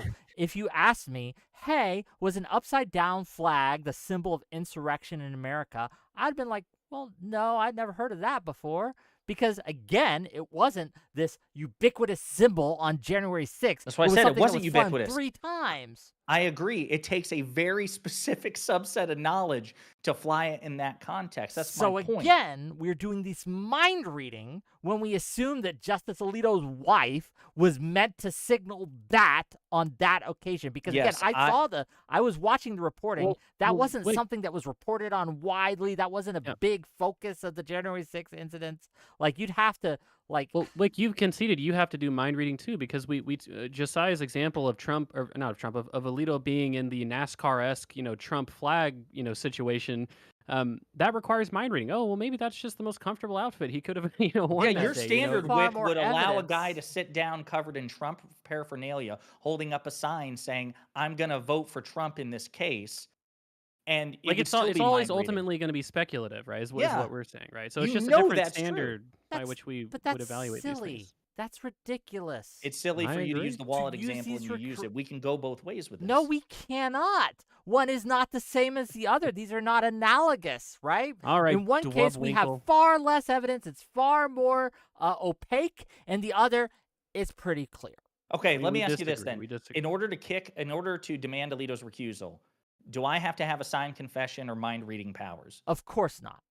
I just need to have more evidence than what I do now. Yes, to a substantive degree. I can't Okay. give you an exact line. The evidence but you guys much have like right in now is pornography, I'll comical. know it when I see it, right? But we have a caller. Let's get to the caller. I don't mean Let's to talk do it. over you. Let's do it. Friend, hello, welcome. What are your thoughts? You're live. Well, I didn't want to derail. Lactoid actually brought up kind of where I was thinking with this.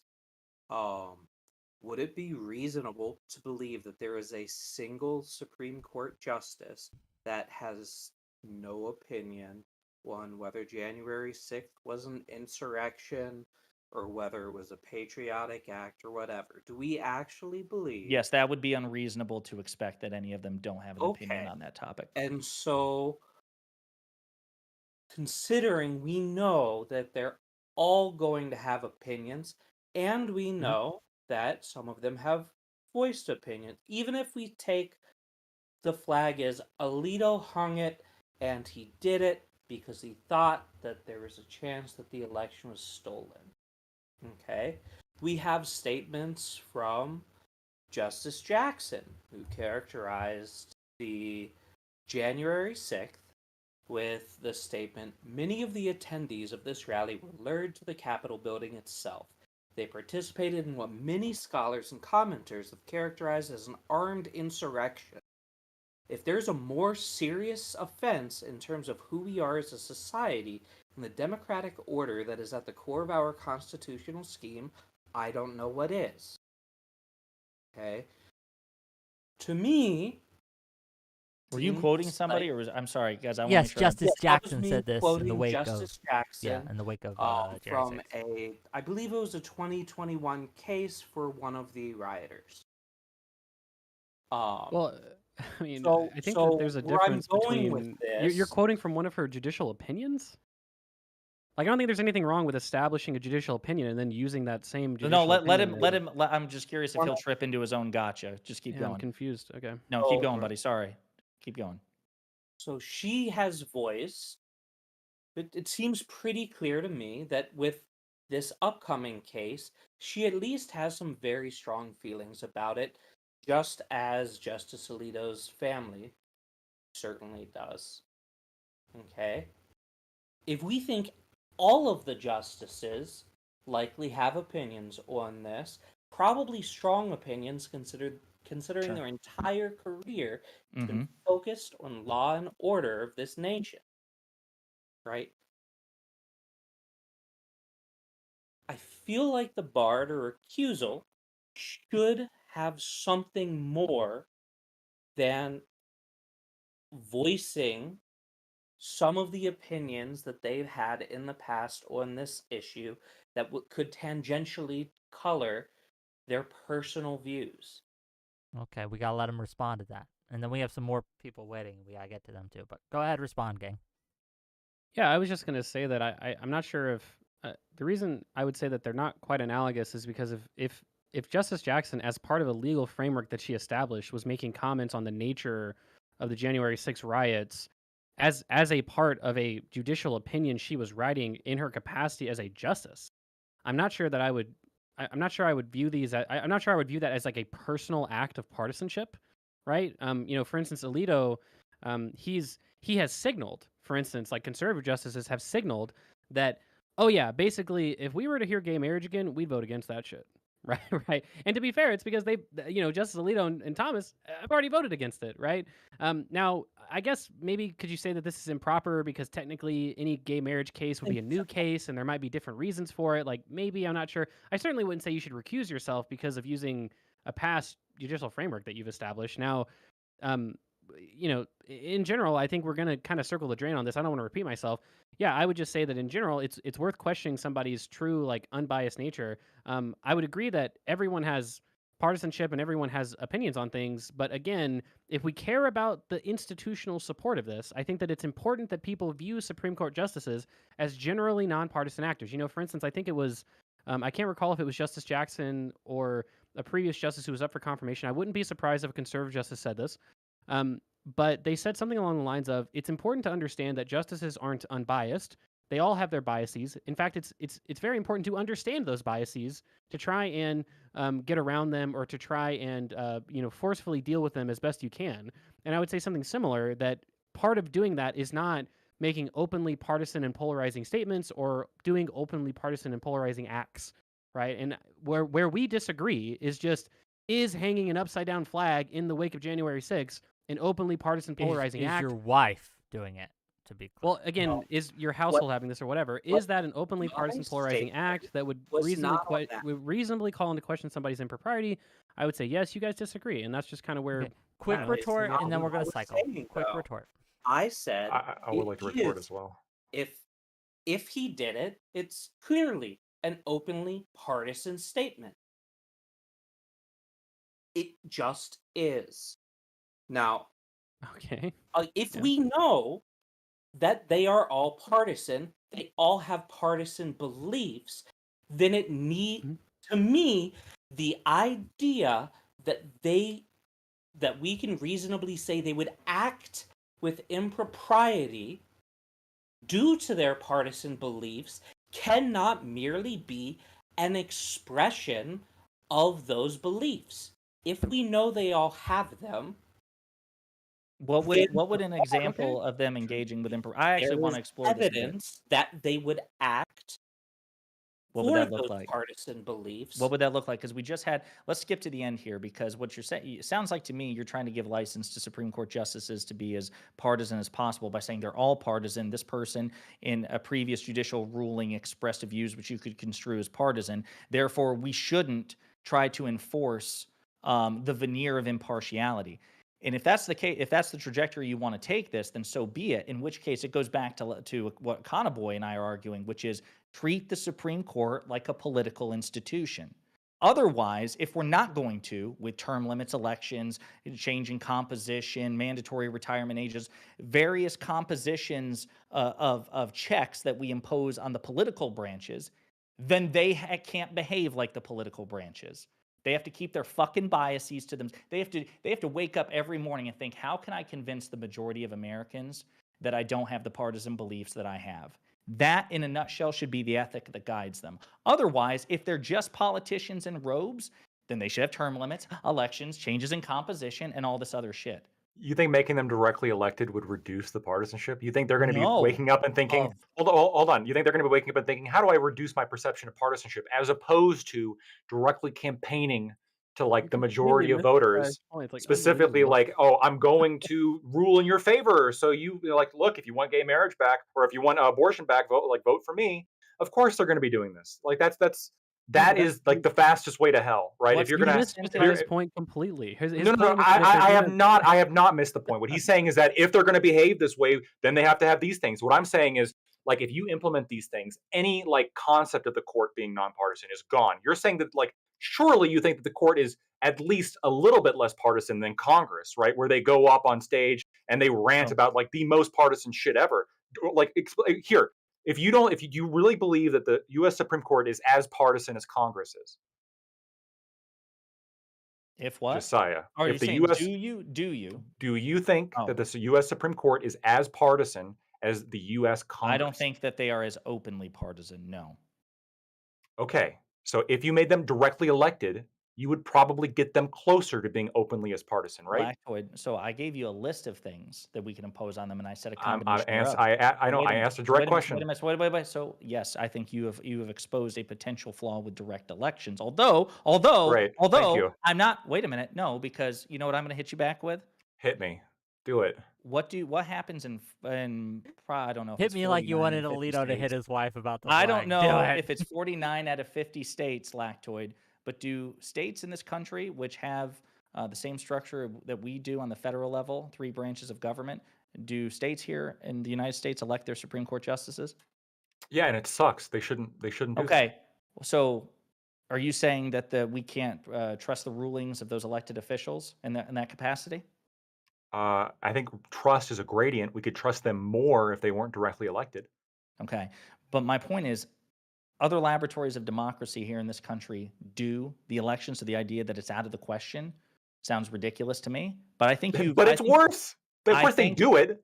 I think North Korea does shit too, you know. Oh, okay, shit, I do want to get to the other callers. I'm sorry, I hate to. Can this guy clarify though? Like, can he just? Because I asked him a question before Lactoid was a dick, which is what he usually does. Wick is gonna fucking strangle you, Josiah, if you ever see you in real life. We hung out. We broken bread, brother. I am trying to get to the next caller, Josiah. Lactoid and I. Oh, I thought you said Wick. I'm sorry. Yeah, Wick and I definitely have that too. But can this guy clarify? What do you think the standard should be in terms of biases, sir? What do you think it should be? Are you suggesting that justices should be allowed to be as partisan as other politicians? In the way that they behave, no. They should not be as openly partisan, and their rulings should reflect the judicial philosophy that they at least claim to have. Every Supreme Court justice, to my knowledge, that's on the bench right now, has and likely will continue to rule against what they would personally wish. And that's what we should expect from our judges. It does not appear to me that we have judges on the bench that overwhelmingly make their decisions based off of their own partisan interests. When we have reason to believe that's not the case, I'm fine impeaching judges. What would that look like? That's my last question. What would it look like? Well, originalist judges actually have a pretty clear judicial philosophy that they lay out. It is testable. You can okay. This is where I'll stop you there. We're and then we can go on to the next we're caller. gonna get into we can go on to the next caller because even Lactoid conceded that a sufficiently skilled originalist could cherry pick to a preferred outcome. So no, fuck that. Sorry, go on. Well, not even a sufficiently skilled. I mean, you can have scientists do bad science. Yeah, this It's so idea that originalism is such a well-founded and philosophy they that are listen, and they are repeatedly being and their rulings repeatedly go against what we would expect originalists to say. Yes, either by cherry picking cases. And it seems like every single time they are taking bad actions when forming their arguments, it just so happens to line up with their personal Gotcha. politics. That is very strong evidence that they are not doing their job as a justice Okay, properly. we gotta we move would on. never know. We We would never got, know we that. got, Yeah. Okay, I'll both of go you, with just no, Thanks, no, no, buddy. no, no, no. We'll have to talk sometime. DM me because I want to hear more of what you have to say. But for now, we gotta move on because I gotta eat and I gotta take care of my dog. Why don't you ever eat before these things? Fuck Man, your diet. look, I have a I'm old, okay, brother. I This is my need one night, by the routine. way, to myself. So like, I I want know, to, I know, like, and I want to, like, I appreciate you Factoid, spending it with me. Econoboy, are you guys This gonna is too stay in long. after this? I Yeah, I'm have doing that. I have a hard stop. I'm getting the motorcycle delivered in about like 7 minutes ish. Cameraman, what do you got for us? Be concise, please. Sure thing. First, I wanted to address lactoid. McGirt didn't say that there's an ethnostate. As someone who was in Oklahoma as a prosecutor, it's just Indian country and it only applies to Indians. How do you become a citizen of those Indian tribes? You have to be on the Dawes rolls. Do you have to have a certain blood quantum in order to be a member of those tribes? For Cherokee and Creek, I believe you just have to be on the rolls. Okay, so I've looked into this. Or your ancestor has to be on the rolls. Right. My understanding is that for all or at the very, I'm going to leave some room for my own mistake here. At least most of the tribes that currently inhabit Oklahoma in the area that was expanded, they go by blood quantum, which is how most Native American tribes in the U.S. base it off of. Which means that if you don't have a sufficient blood quantum percentage, you don't get to be a citizen.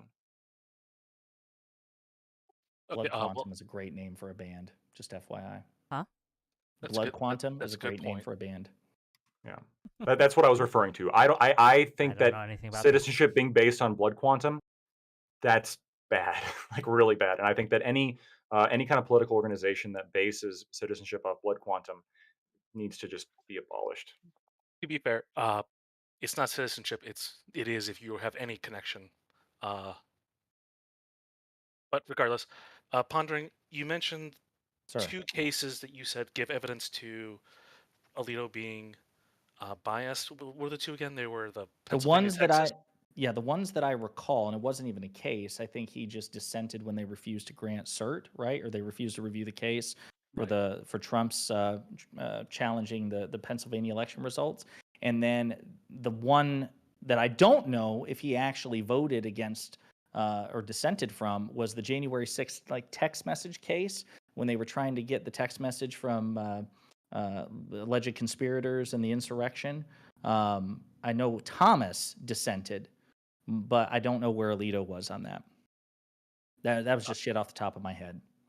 That's why I was non-committal. Wasn't the reasoning for the Texas, Pennsylvania is because it's an original jurisdiction case for Supreme Court? That's what their reasoning was?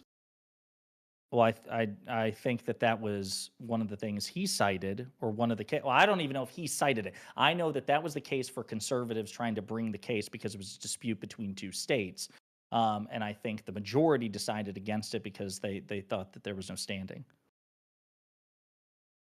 Right, but if it was an original, the reasoning being for their dissent is that it was an original jurisdiction. That seems to be a pretty reasonable grounds to say we should be granting jurisdiction. Also, since they wouldn't grant relief for like an injunction, that seems to say they're saying we need to see this case, but we're not gonna. I don't think there's a high likelihood of success. So your position is then that there was a perfectly principled stance for Alito to want to review the case. Yes. Okay. Okay. Out of curiosity, because at this point it's a counterfactual, how do you think he would have ruled in that case? I think he would have ruled that I recall the issue standing or that the Pennsylvania had gone around around their own laws when they Mm-hmm. made a decision, I would think he would have said that the Supreme Court of the Pennsylvania had the higher authority on that decision. Okay. Well, So he would have ultimately ruled against Trump on that. Yes, and I think the fact that Hmm. he wasn't willing to grant injunction relief to Texas is evidence of that. Okay. How do you think, again, out of curiosity, how do you think we he'll do rule on gotta the move immunity along. case? On the what? On the immunity case, because we're waiting on that ruling. If I had to guess, I would say that he's going to say that presidents have a blanket immunity on specific things that are under their power. For all other aspects, it would be a qualified immunity. Interesting. Why don't you DM me too? Because I know you were pretty opinionated in chat, and I didn't get a chance to address them all. I'd love to have a conversation with you. Absolutely. Beautiful. All right. Hey, thanks And for send me a calling friend in. request too, please. And thanks for the super chats, buddy. I'll talk to you later. Bye. Love you too. Did you just say love me too? Oh, fair enough. I thought he said he might be a He said Destiny it. fan because Destiny typically says "I love you." Okay. He was also thinking, what is Lactoid going to say to Josiah when Lactoid leaves? Hello? What is that gonna be? Hello, you're live. Make it quick. Oh my goodness. You're the Oh my last goodness. Of caller. course. Last caller. Yes, I have a quick question. Earlier when we were talking about that hypothetical with bringing slavery back to the United States, Lactoid's response was that if the reasoning was good, he would have to view the reasoning. I'm sure we all agree there is no good reasoning for slavery, but we'd have to see it. Now that led me to think about how a lot of people see the Supreme Court as like this priestly, like theological class that can just dictate, like as long as the theological justification is good, we can say like this is the law of the land. So I was wondering to you guys, because when I debate like neo-Confederates online, a lot of them argue like about unilateral right to succession and things like that. I have to explain to them White versus Texas and how that establishes it's illegal to do that and all that stuff. So, in your opinion, what does it mean when the Supreme Court makes a decision? Is that's it? All right, the debate is settled. Does your No. personal opinion change? Like, what does it mean to make a decision? I disagree. So I'll go first and I'll let Lactoid go. So I think that I disagree with Supreme Court decisions all the time, right? I think that sometimes they're badly reasoned, sometimes that they're badly ruled on. Again, not a lawyer, so I very much could be wrong, but there are things that just don't add up, don't pass the smell test. What is the solution to that? Two solutions. One, vote in representatives that will elect better justices. That's one. And two, try to change the laws that they are interpreting, because that's what justices do. They interpret the law and make rulings on what those interpretations mean, right? I think that we can change and adjust the law in such a way that would annul what the Supreme Court says is the current law, or change their ruling. I also want to raise my hand. Lactoid. Yeah, well, let me. Can I say this? I gotta go right yeah, after this statement. Lactoid just Yeah, So, yeah. So I'm glad that you pointed out White versus Texas. I agree with you. I cite that a lot too, because that's the Supreme Court precedent. Now, when the Supreme Court makes a ruling, that is the law of the land, right?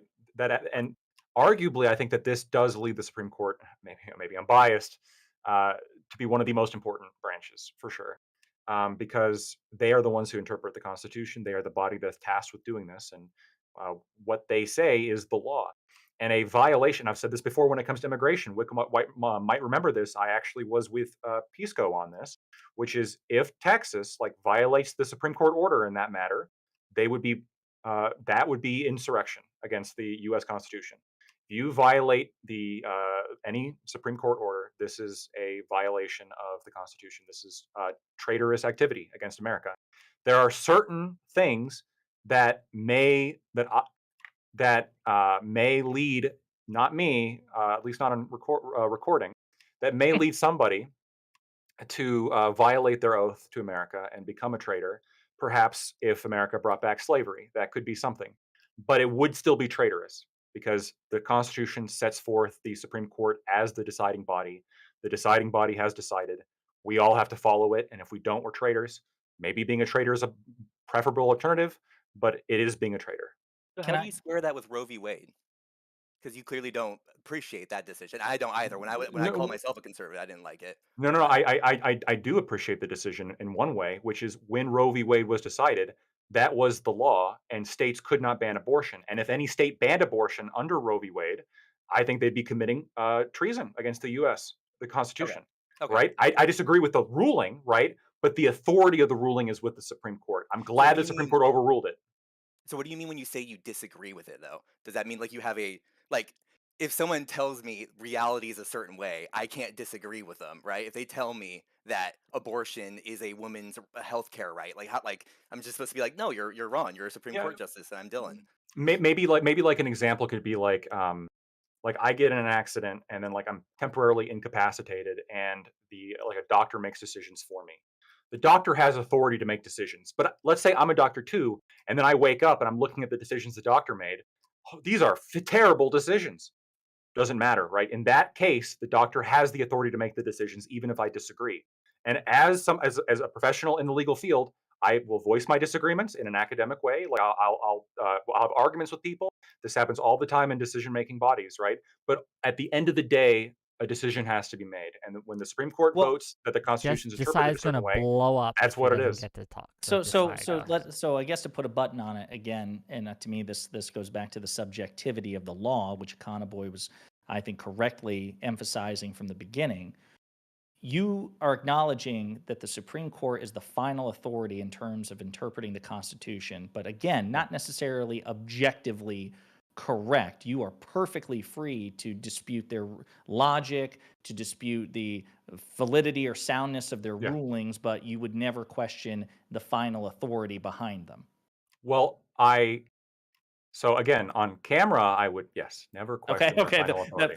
Fair enough. I understand. So fair enough. So this to me, where it gets interesting, is because again, why the broader problem for me that I'm trying to wrap my head around is all of this in the context of the standard for justices, the accommodations we afford them, and overall notions of separations of powers and checks and balances. Again, put simply, the thing that I can't square with you, Lactoid, is how can you trust you know.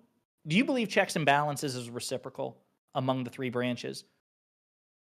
Or that I only the court can impose, that only the court can check and balance the other two branches, or does it work both ways?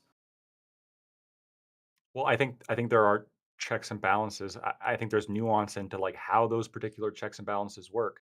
I think that again, like yeah, there are checks in the court that operate in specific ways, but one of the powers of the court, and this is decided in Marbury versus Madison, is judicial review. They get to strike down federal statutes. They get to strike down the law. And if the Supreme Court decides that something is unconstitutional, like yes, I can disagree with it. I can say it's based off bullshit, right? And I often do.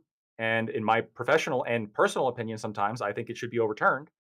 But I have to follow it, right? If no, But I, when the boss here, when your manager gives you a directive that you think is stupid, can you just ignore it? no, you're right. But see, what's fascinating about that is you just described a top-down relationship. I'd reject Exactly. the idea that the Supreme Court is the manager and Congress and the president are the employees taking orders. Well, no. Wait a minute. Wait. Hey, well, let the fucking lawyer. I wanna fight with somebody on this. What am I Josiah, missing? I will come over to What am I you. missing, Lactoid? I Your think metaphor. that yeah, I don't know. I think that according to Marbury versus Madison, you're wrong. Like, and this is the way the America No, works right so now, wait. Oh no, I'm and, sorry. and, So and it's when the you way say the I'm Constitution. wrong, no, I'm sorry. Yeah, Just can you clarify? When you say I'm wrong, you're saying that metaphor does apply. That the yeah, Supreme yeah, Court is yeah, involved. I have long said, look, I have said that I think that in the ways that I am most concerned about, I think the Supreme Court has the most power. There are other things that other like Congress has more power in that I think are potentially less important, right? But Sure. this is also partially because it's my profession. You know, I'm actually there are rules that apply to me that are dictated by the Supreme Court that don't apply to other people. Like there's more investment into the system. I've sworn an oath to the Constitution. There's definitely Understood. like Yeah. a difference there that maybe informing kind of like my value judgment on this. But regardless of the value judgment, I mean, and you can talk to a lot of legal experts on this, and they're going to validate what I'm saying, which is that the power to declare a law unconstitutional with the Supreme that power, That's the silver it fucking bullet. Yeah. it is immense, right? And if the Yeah. Supreme Court And injunctive. declares, and it can issue injunct like if the Supreme Court declares something, like that is the law, and we have to follow it. The reason why states can't ban gay marriage is because the Supreme Court said so, and that's it. So what's funny is I agree and I don't. That's the thing. I actually in terms of the practical effect, I completely agree with you. What's funny is that's why I said like the three branches are not co-equal. I mean, even it's a canard. It's found nowhere in the Constitution. I think the founders made it abundantly clear that Congress was supposed to be first among equals. And in theory, even in this situation, in theory, Congress could. In theory, Congress could impeach and remove justices. Justices have no defense against that. They can't declare an impeachment unconstitutional. Congress can give them the finger. I mean, I don't know what the president can effectively do besides non-acquiescence, but you would say that's treasonous, right? Because the president's supposed to comply with Supreme Court rulings and Yes. enforce them, Yes. right? Yes. So President Lincoln was traitorous during the Civil War when he defied, I think it was, I can't remember the name of the Chief Justice during the time of the war, but when he refused to reinstate habeas corpus, it was a Supreme Court ruling, and he defied the court. If the Supreme Court ordered him to do something and he didn't do it, that Yeah. was a traitorous action. Yeah. I What will about when say though, the Confederates were, I think, very much traitors in that context. Sure, no, I would never question that. I know that, but so I'm with all that glad known, we're all having these brave stances, but we do With have all- to go. My well, listen, I really have my to go as question well. is for both of you because the other guy said he was conservative. No. I'm a liberal now. But Jan 6 Oh, is okay. crazy. Oh, I'm not gotcha. voting for Destiny Trump. saved him. Destiny saved him from That's the for alt-right you- Your I'm a pipeline. dates Wikipedia matter. lawyer. He was debated out of his position. Are Go you ahead. also an attorney? No, I'm a veteran. Oh, okay. So you're a much better person than Lactoid for various reasons. Well, I don't know about No, that. no, True. in all seriousness. True. But in all seriousness, what then? Do you I are you gotta not bounce, guys. I'm so sympathetic sorry. that the you- justices? Bye, Lactoid. Good luck with the Bye-bye. Love motorcycle. you, Lactoid. Bye. Good Thanks, talking. guys. Wick, are you not then? If even Lactoid saying effectively the Supreme Court's the most powerful branch, do you agree that whatever it looks like, justices should be held to higher standards than anybody then? Not necessarily. I think that if you want to argue that there should be more standards, absolutely, I agree. What they would be, we'd have to devils in the details, right? But I think that the fact that they share power, whereas the executive branch does not, and there is a single individual in the executive branch, the president, right? I think that maybe he should be held to a higher standard. We could argue this. I'm not saying that you're wrong, though. It's something that I would have to think about, but it's not something that I think is just intuitively just correct. Does that make What sense? about you guys, Econoboy and But Mr. again, Veteran? just quickly, because I mean, I would say just quickly, like generally, I would say that I'm a Democrat first, right? In the sense that I really believe in democracy. I really believe in democratic frameworks. That even extends to a large part to thanks for the raise, Lactoid. the economic frameworks that we find ourselves in as well. I think democracy is just a really good way for people to organize. Now, that's not to say that every democracy is perfect, right? And our democratic framework includes a Supreme Court, which I think is democratically unaccountable in a lot of ways, which I think is improper. And I think that in the case of Lactoid's opinion, and I guess I would sort of have to agree that the Supreme Court is the most powerful because they can essentially decide anything that they want. That people in a democracy with the most power should often have the most oversight, the most transparency, the most ethical requirements, because you don't want democracies to be taken over by unaccountable people, because when democracies have people who with a lot of power who are unaccountable, well, that is how you get authoritarianism. That is how you get autocracy, and that is something worth being afraid of. okay. Mr. Veteran? I'll let Sorry. hold on. Again, I'm sorry to cut you guys off, but we do have to go. And I think that's a wonderful thought. Erroneous, but wonderful to leave off of. And I'll let Econoboy have a little bit of the last word. I do think that even democracy needs checks on it. But that said, you disagree? Do you think a military general, right, should have should he pull his troops to decide on what's the best course of action to happen? In general, he should definitely be keeping his troops' opinion in mind when he's making choices. Sure, but Yeah, he shouldn't allow his troops shouldn't be able to outvote him if he thinks that a certain course. We're risking another My- tangent. the problem with comparing the military structure is that you're almost always wondering about emergency situations my- where my- life and death is on the line. But my Well, my in the point military, you'd say is is inherently authoritarian, Sure. right? yeah, Supposed it's to be strictly inherently. It's higher. actually, yeah, it's my very, point is to show that there are certain situations in which democracy, right, probably doesn't work very well for us, and we should probably Sure. keep that in mind when going in. This is why we have places in our government which are not subject to democratic rule, and I think that Like is it's very like, good but we're reasons talking for about like the that. Senate, right? Are we talking about how low population districts in this Senate is country one of get those things, more right? proportional When we representation in House of there's a Representatives? few examples we can make, but Like all again, this seems we'll to go into benefit it. conservatives. It can, it absolutely can, but it doesn't Conservatives have do to well by in an design. undemocratic environment.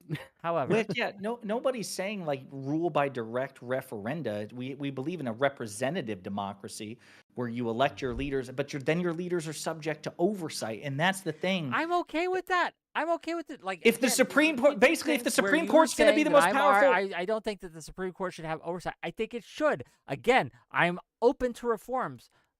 I just want to see the details, buddy. It's crazy to But me for that now, McConnell's strategy for dominating politics was get 3 justices on the Supreme Court. That is what he got the into fucking politics to trump do. card, He baby. It's spent the trump 50 card. years doing it, and now that he's accomplished it, I'm gonna like that's my life I'm growing up into, right? I'm 23. I'm gonna be dealing with the consequence of that for the rest of my life, probably until the new ones pass away. Isn't that crazy? Now I have to pray on the downfall of 3 people to see some political change in my country. The Supreme Court system is crazy. I don't What's think even it's as crazier crazy is as to know that. that Wick Again, loves there what are he very what he good did. reasons for the Supreme Court. The Supreme Court, for example, making rulings on integration of schools, for example, enforcing, right, those localities who did not want to obey that to have to Mhm. obey that is a net good. Did However, they we use got to an end here. original? We got to Okay, end I'm here. sorry. I know we can debate this all night. We'll have another. Tell you what, we'll have another panel on this. I love you all. We're gonna raid out. Do it. We're raiding Tune and Ship. Wait, Convoy, bye, where everyone. are you going? Where are you going? Because I want to rant. This is a free night for me. I want I to know. rant. I Get the 3 know. wonks together. Get the Okay. 3 wonks together. Get the Send up yeah, the you bat guys can signal do with the that. giant W. But Start a I will stream, talk to you Josiah. Let's do it. guys. I'll talk to you guys. Well, I'll take it's off. Saturday, Sunday. I'll see you guys Monday. See you later. Bye. Love you. Hi, Wick. Well, where